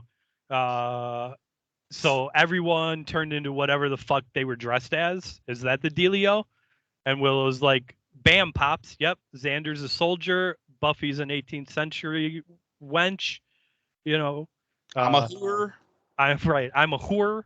I'm a Clearly, ghost whore. I'm a dead whore. I'm that whore that James and Jeremy killed in Vegas back in 20. I mean, What? Hey, wait. you're gonna have to edit that out, dude. Hang on. Let's do the show, ladies and gentlemen. Okay. So, and then Giles is like, what's your costume? And she's like, I'm a ghost. And he's like, the ghost of what? Exactly. And she's like, whores. You're right. She's like, whores. The ghost of Christmas whores. Ghost of Christmas whores. Anyway, so she tries to defend herself, and she's like, this is nothing. Cordelia's like wearing a unitard with cat things and ears and shit. And he's like, oh, she became an actual feline? And Willow's like, no, she was just regular old bitchy Cordelia in a cat costume. And so they end up... A light bulb appears above her head as she says that. Right. So she's like, no, she got her outfit at Party Town, and everyone else got their costumes at the new place, Ethan's. And then we cut to an alley. What's happening in the alley? Well, Buffy's still scared, and she's just running and stumbling and screaming and crying and throwing up and farting every now and then. She's so scared.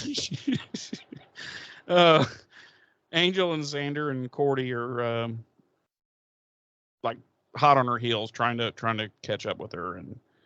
And Spike, who has been crouching behind a fence, overhears Angel and Cordy, discussing that Buffy's fucking helpless at this point because she doesn't know who she is and blah blah blah. And fucking Spike's like, yeah, perfect. Now I can beat her ass. So, turning to some of his little demon minion children, basically, they got set on the hunt for Buffy. And, of course, Buffy's still making her way through the alley, screaming, crying, and farting. And Buffy runs into Larry, who has become an actual pirate now, which they just gave him a bad set of teeth and a bandana, basically. And but you know what's funny about the shitty ass pirate costume they gave him? That the one he became was even shittier. Right, but I meant the one that from like the real pirate costume. Oh, okay. It took me a few minutes to realize that it was fucking Larry. Yeah, and why didn't they put an eye patch on him? I mean, that's a classic. Right. Okay. Yeah, I was watching the scene and I was like, where'd this random ass pirate come from? And then I was like, oh fuck, it's Larry. Right. And he's like, oh, he's pleased, oh, pretty woman, and oh, pretty thing. And so he starts chasing her. She screams, of course, and runs, and he starts chasing her. And Willow, meanwhile, takes Giles to this Ethan's. And they go in and they make their way around. It's dark, it's clearly closed. I don't know how the fuck they got in, but they make their way to that back room, and that's where we see the Giannis statue. And the eyes now are glowing green in the statue, which tells us that clearly there was fuckery afoot. Fuckery. Yes. Afoot. And Giles tells Willer that Giannis represents the division of self. Yada yada. And then the store's proprietor, the creepy English chap, suddenly emerges from the shadows and starts making jokes. The moment he sees him, Giles' eyes grow wide, and he tells Willow to get the fuck out of the shop. And she starts to protest, and he's like, no, go now. Which I'm like, why? She's a ghost. He can't do anything to her. you know. But anyway, Willow runs out and Giles greets the man, says, "Hello, Ethan." And Ethan says, "Hello, Ripper." And then what happens, James? I I ejaculated a little. I know you did because of being your guy. I know. I know. As soon as I saw that scene, I pictured you in a bottle of Vaseline intensive care. I did get goosebumps when he called him Ripper. I was like, ooh, there it is. Ooh, there it is. You're like, We cut back to the alley, and Larry is still trying to sexually assault Buffy. literally. And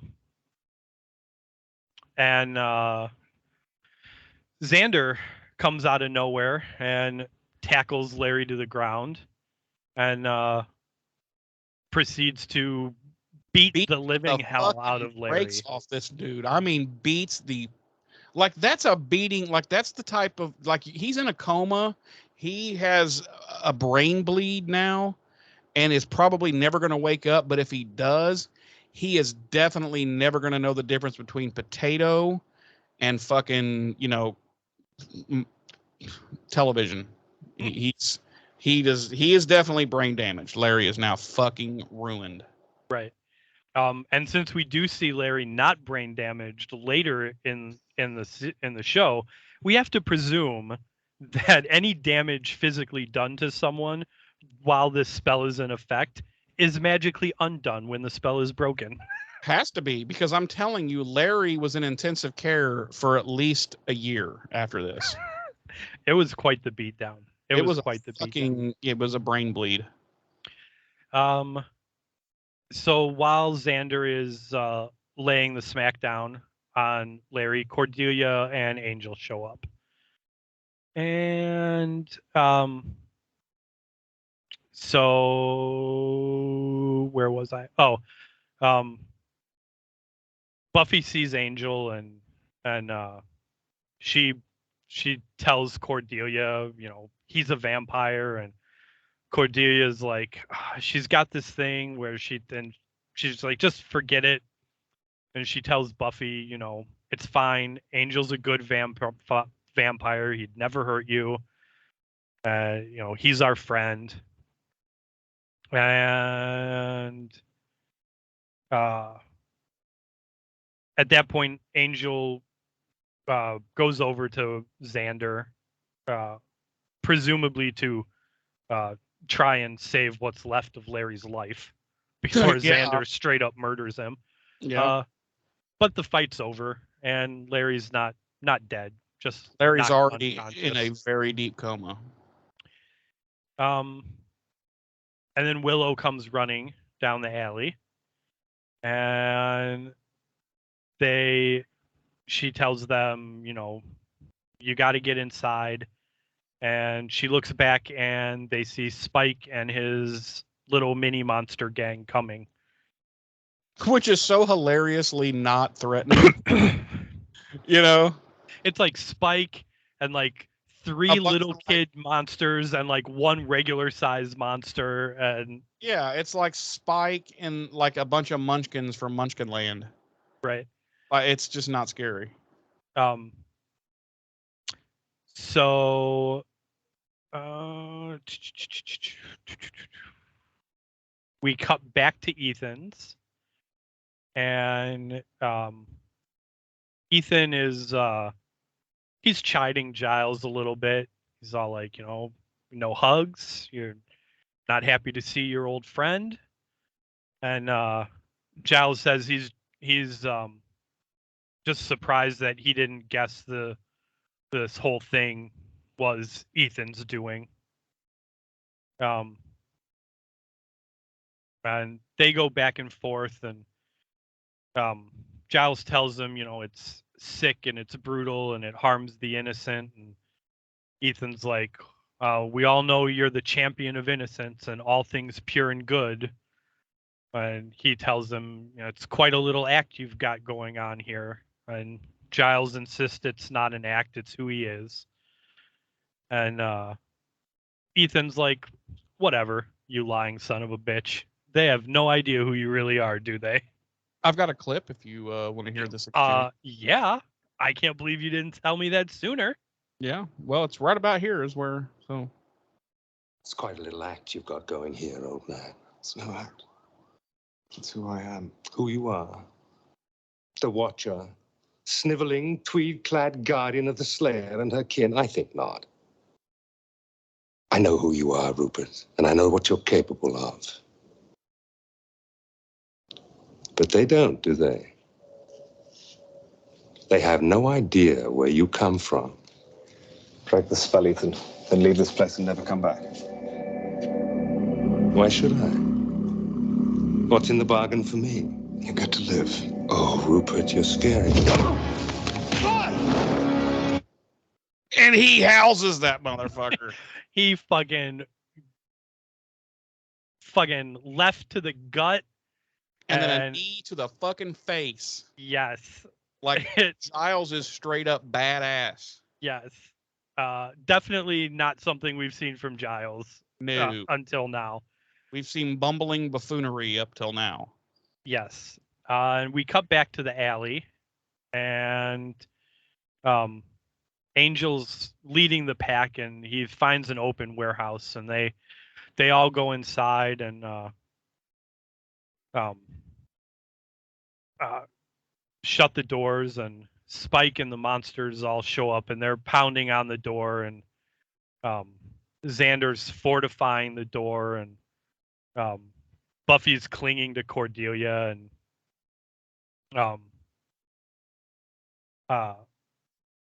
Spike and his little group end up pushing their way into the warehouse.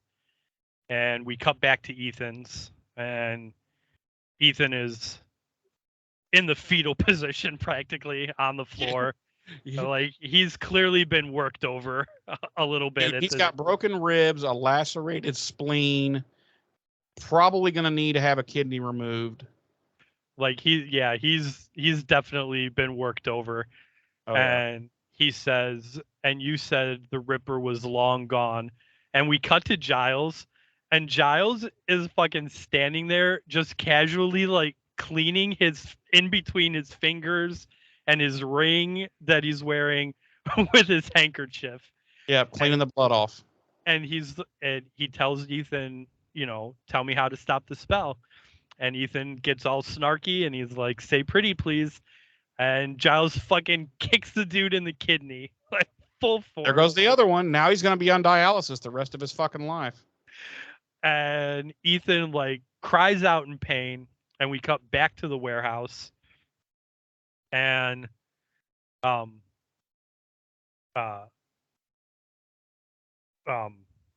Spike's group of monsters are holding Xander and Angel at bay, and Spike is closing in on Buffy, and he's like, I don't want to say mocking her, but kind of. Like, he's all like, look at you, shaking and terrified, alone, a lost little lamb, and he's like, I love it.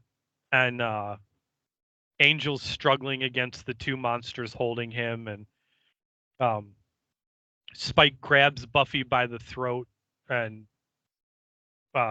she's pinned up against a crate, and he bends her backwards onto the crate, and he grabs grabs her hair with his other hand, and he closes in to bite her. And we cut back to Ethan's, and Giles is still fucking kicking Ethan on the ground, like, no mercy. Nope. And Giles tells him again. He's like, tell me how to stop the spell. And Ethan's like, Giannis, break the statue. So Giles grabs the statue and he lifts it over his head. We cut back to the warehouse, and Xander breaks free and punches the monster that was holding him, and Which, by the way, is a 10-year-old boy. He just fucking howls. And then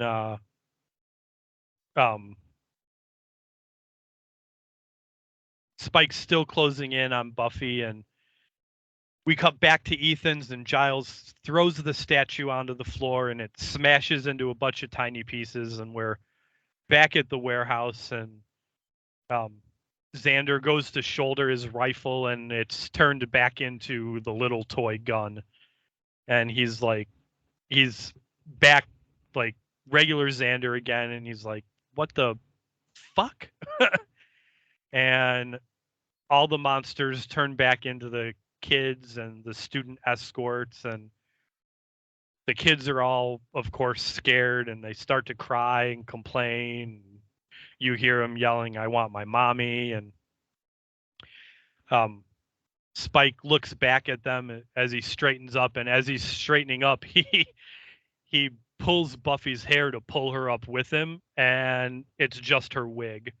And he looks back at Buffy, and she pushes herself off the crate and proceeds to beat Spike up once again for the out of him for the 11. What earlier you said she's beaten him 11-30 times. 11 times. So this is the 11-30 first time. Yeah.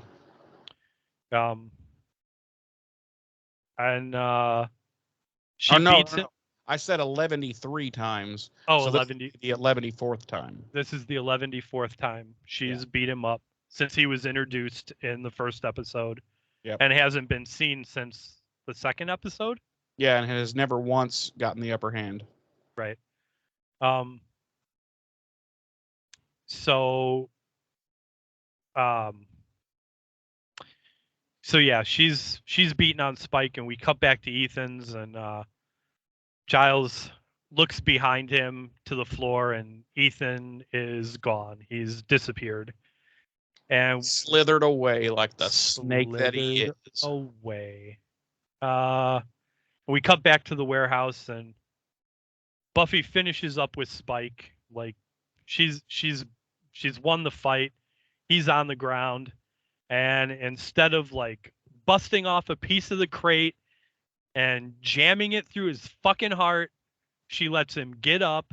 And even then, she still could have fucking killed this dude, but instead she lets him regain his footing and his bearings, and he runs off. Reminds me of another character that you're fond of that often did this type of stupid thing, allowing dangerous people to live. Who's that? I can't remember his name. Scottish guy? Anyway.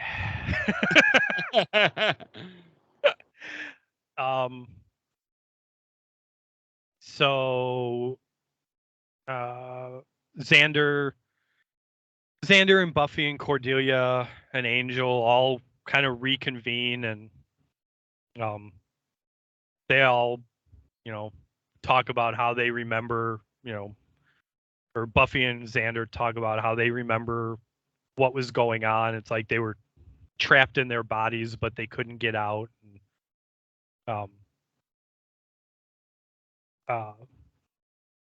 Cordelia, what was going on, but they were like, but man, that would be that would suck. Horrible. And Cordelia's trying to talk, and Angel and Buffy ignore her, and literally everyone there is like, shut the fuck up, Cordelia. She gets all huffy and starts complaining about how she was talking and no one was listening, and Xander's basically like, just give it up. You're never going to get in between Buffy and Angel. He's like, trust me, I know. And she's like, yeah, I guess you better get the kids back to their parents. And Xander's like, yeah, it seems everybody, or he's like, yeah, everybody seems, and he realizes Willow's gone. And he's like, where the fuck's Will? And we cut. What? Nothing. I was just going to take it, but that's fine. We cut to the house where Willow collapsed, and she wakes up and gets up and By the way, she's she's on the front porch of the old woman who got the shit choked out of her. yeah. And I'm surprised the old woman didn't come out the front door with like a shotgun. She wakes up and she gets up and she pulls the sheet off and she's a little bit out of breath and realizes she's still wearing her whore outfit, and she goes to put the sheet back on, but then she decides not to and throws it into a trash can and Embraces her sexiness. walks off the porch. At which point we cut to the street and we see Oz driving down the street in his van, and he stops at an intersection and Willow crosses in front of him and he watches her as she walks away and he says, "Who is that girl?" Isn't that the third time he's seen her over the episode? Second time. Okay, second time, yeah. Because the first one was at the cultural appropriation that's right. dance in Inca Mummy Girl. That's right. And he saw her and he went to talk to her and she walked away with Buffy and he was like, "Who is that girl?" Yeah. And we cut to the Summers house. And what's happening at the Summers home, Jeremy? Take us home. Wrap us up. Buffy's back in her bedroom and presents herself to Angel. This time dressed in normal 20th century me clothes, she says, which is like some sweats and a t-shirt. And he's like, "Why did you think I would ever like you more, like because you were dressed in like that, in that other way?" And she's like, "Well, I was trying to look the way the girls did when you were young." And he's like, "I didn't like the women back then, especially the noble women. They were incredibly dull." And he likes interesting women like Buffy much more. And they proceed to make out, basically. And we cut to the next day, and Giles has gone back to Ethan's shop and finds it's completely cleared out. And he turns, and on one of the counters, there's a little postcard basically there that's written, "Be seeing you." And credits. That's the episode. That is the episode. And thanks for joining us this week. James? So, Jeremy, tell me how many oh man, I didn't think about this in advance, but how many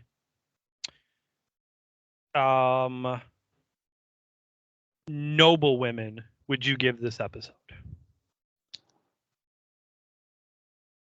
I'm going to give it a 5. 5? I'm going to give it my first 5. Because it has a special place for me in my heart. Because it's the first Halloween episode that becomes a tradition, as we've discussed. I just love it. I loved the concept. Of course, there were silly, goofy things here and there, but it doesn't matter. This is quintessential Buffiness right here. And yeah, it's to me, even with silly things here and there, it's flawless. It's just great. It's absolutely great. And they have definitely 100% figured out Buffy now. Figured out what the tone, everything now. I'm not saying they always pull it off every time after this, but they definitely know now. And it's just it's fantastic. I love it. It's a 5. It'll always be a 5. James? Yes, sir. How many hooer costumes do you give this episode? Well, Jeremy, in another shocking twist, I think this is the only time in 18. This is the 18th episode overall of the series, right? Yeah. Mm-hmm.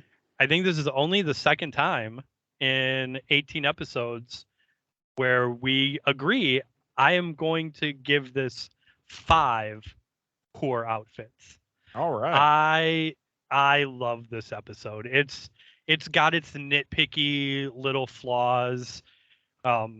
Something that stands out immediately, and I forgot to mention it during the scene, is once again the Scoobies are in the crowded Sunnydale Hall lounge area, just regular conversating at normal voice levels about vampires and stuff, and nobody's And there's literally people like sitting in there like, with. there's people right there. So like little things like But at that. this point, who the fucking Sunnydale doesn't know shit's crazy? So. Right.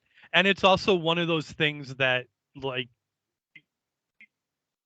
even though it is something that I've mentioned several times, at this point, it's one of those things where you've just learned to roll with it. Yeah, Like, you just accept it. You just accept that even though they are talking at a regular conversational level in front of other people just aren't hearing their conversation. That's what we're going with. They have a force field. It's such a good episode. Yeah. It's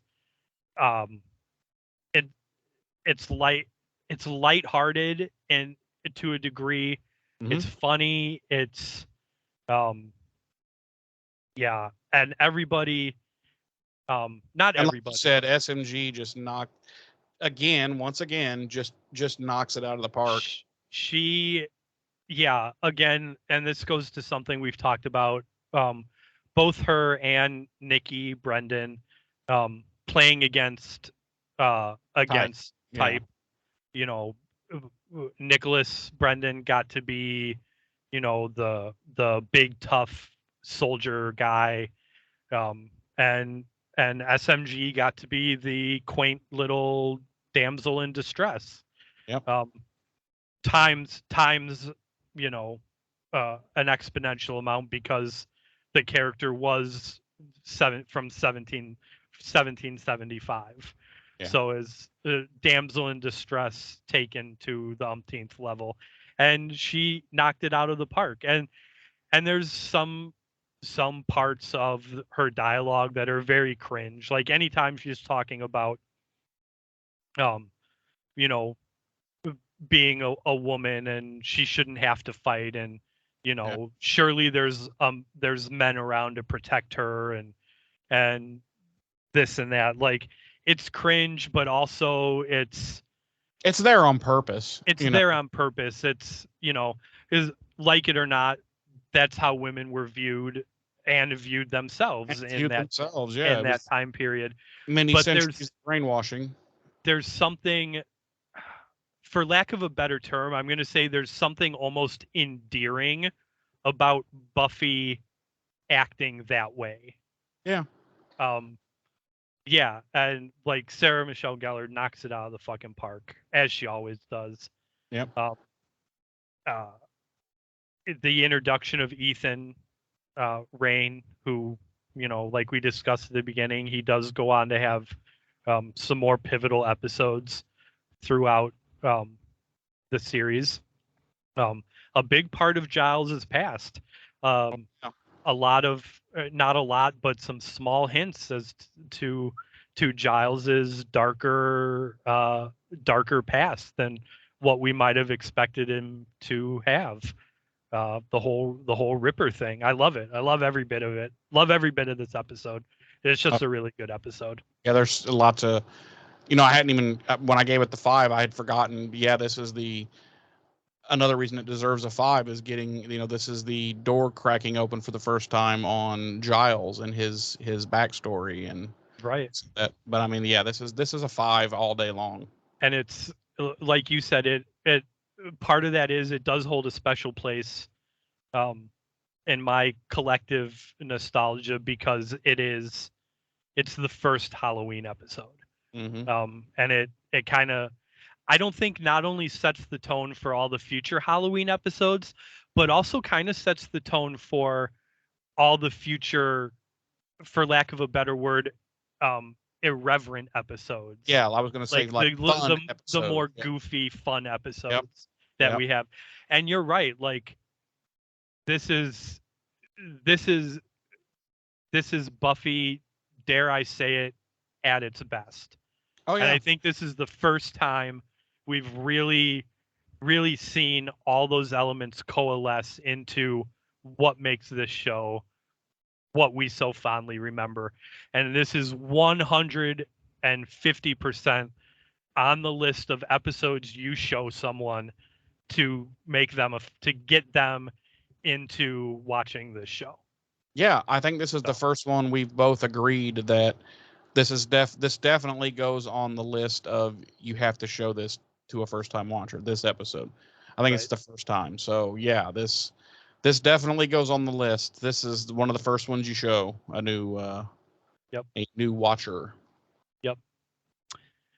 Quintessential Buffy, my friend.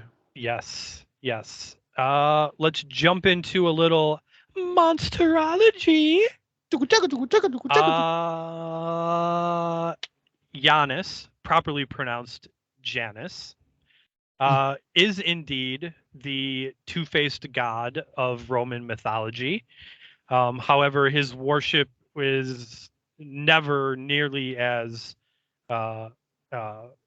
menacing or sinister as depicted here in the episode. For the most part, Janus is the Roman god of gates and doors and beginnings and endings. And he was worshipped mainly at harvests, marriages, births, and other kinds of beginnings. Something kind of interesting. Janus also represented the transition from childhood to adulthood, which is kind of a theme of this second season of Buffy here. So, also, Janice went on to be a roommate in Three's Company. That was Janet. Oh, fuck me. That was horrible joke. Horrible joke then. I'll edit that out. No, you won't. I know. It's fine. What were the other roommates' names in Three's Company? Janet, Jack, and Chrissy, and then became Chrissy. Supposed to be her cousin. God, I never really cared for her. I loved Chrissy. Terry. No, the other one. There was the sixth. What that would be the sixth one? Yeah, the kind of she was like a Chrissy character. She was just like Chrissy, basically. Yeah, they brought her in when contract negotiations with Suzanne Summers, and she was supposed to be the Chrissy character's cousin, and kind of too, and Cindy. Cindy, that was it. Cindy, yep. Yeah. Anyway, that was Three's. About welcome to Three's Company Revisited. No. Three's Company 2, yeah. Come and knock on our door. We've been waiting for you. Where the kisses are hers and his. Three's Company 2. And everybody knows the best character on that show was Mr. Furley. Yeah, Don Knotts. Always great. Everything he's ever done, ever did. Don Knotts, perfection. Anyway, our body count this week is 2, if you count Willow. Yes, and you do, because I'm gonna count Willow because she fucking died. Yep. Behind the scenes, I know you've been waiting all episodes. Really, you should count Larry, because we know he's not waking up from that. And had that not been a magical thing, he ain't waking up from that beating. True, but I'm not going to include him.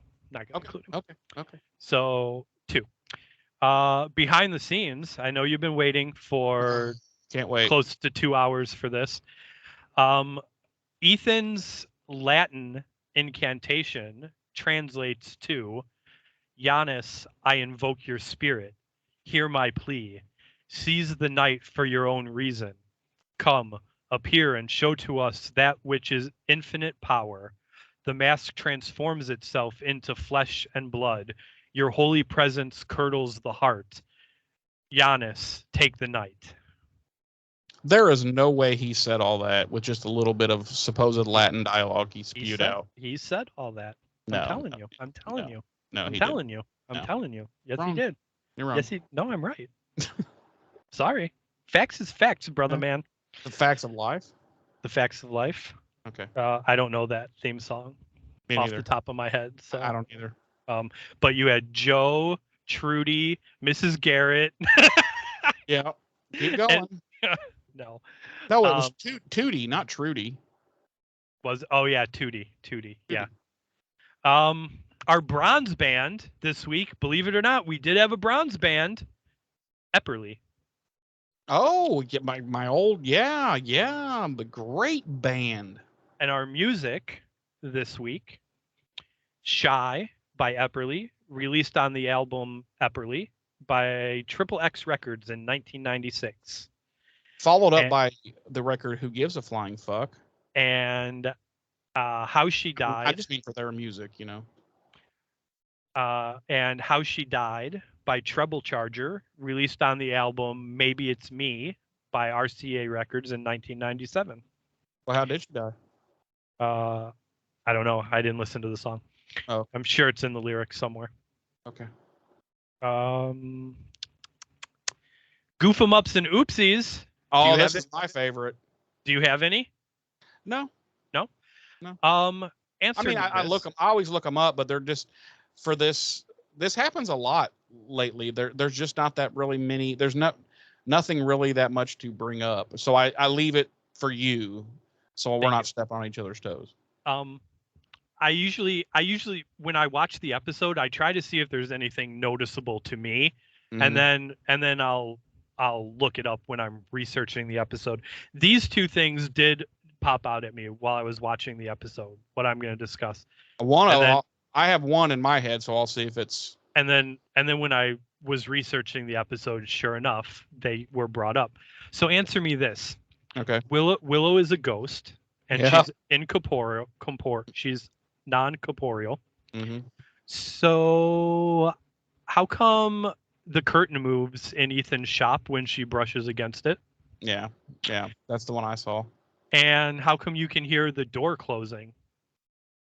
opening and closing when she leaves? Oh, when he tells her to leave. Yeah.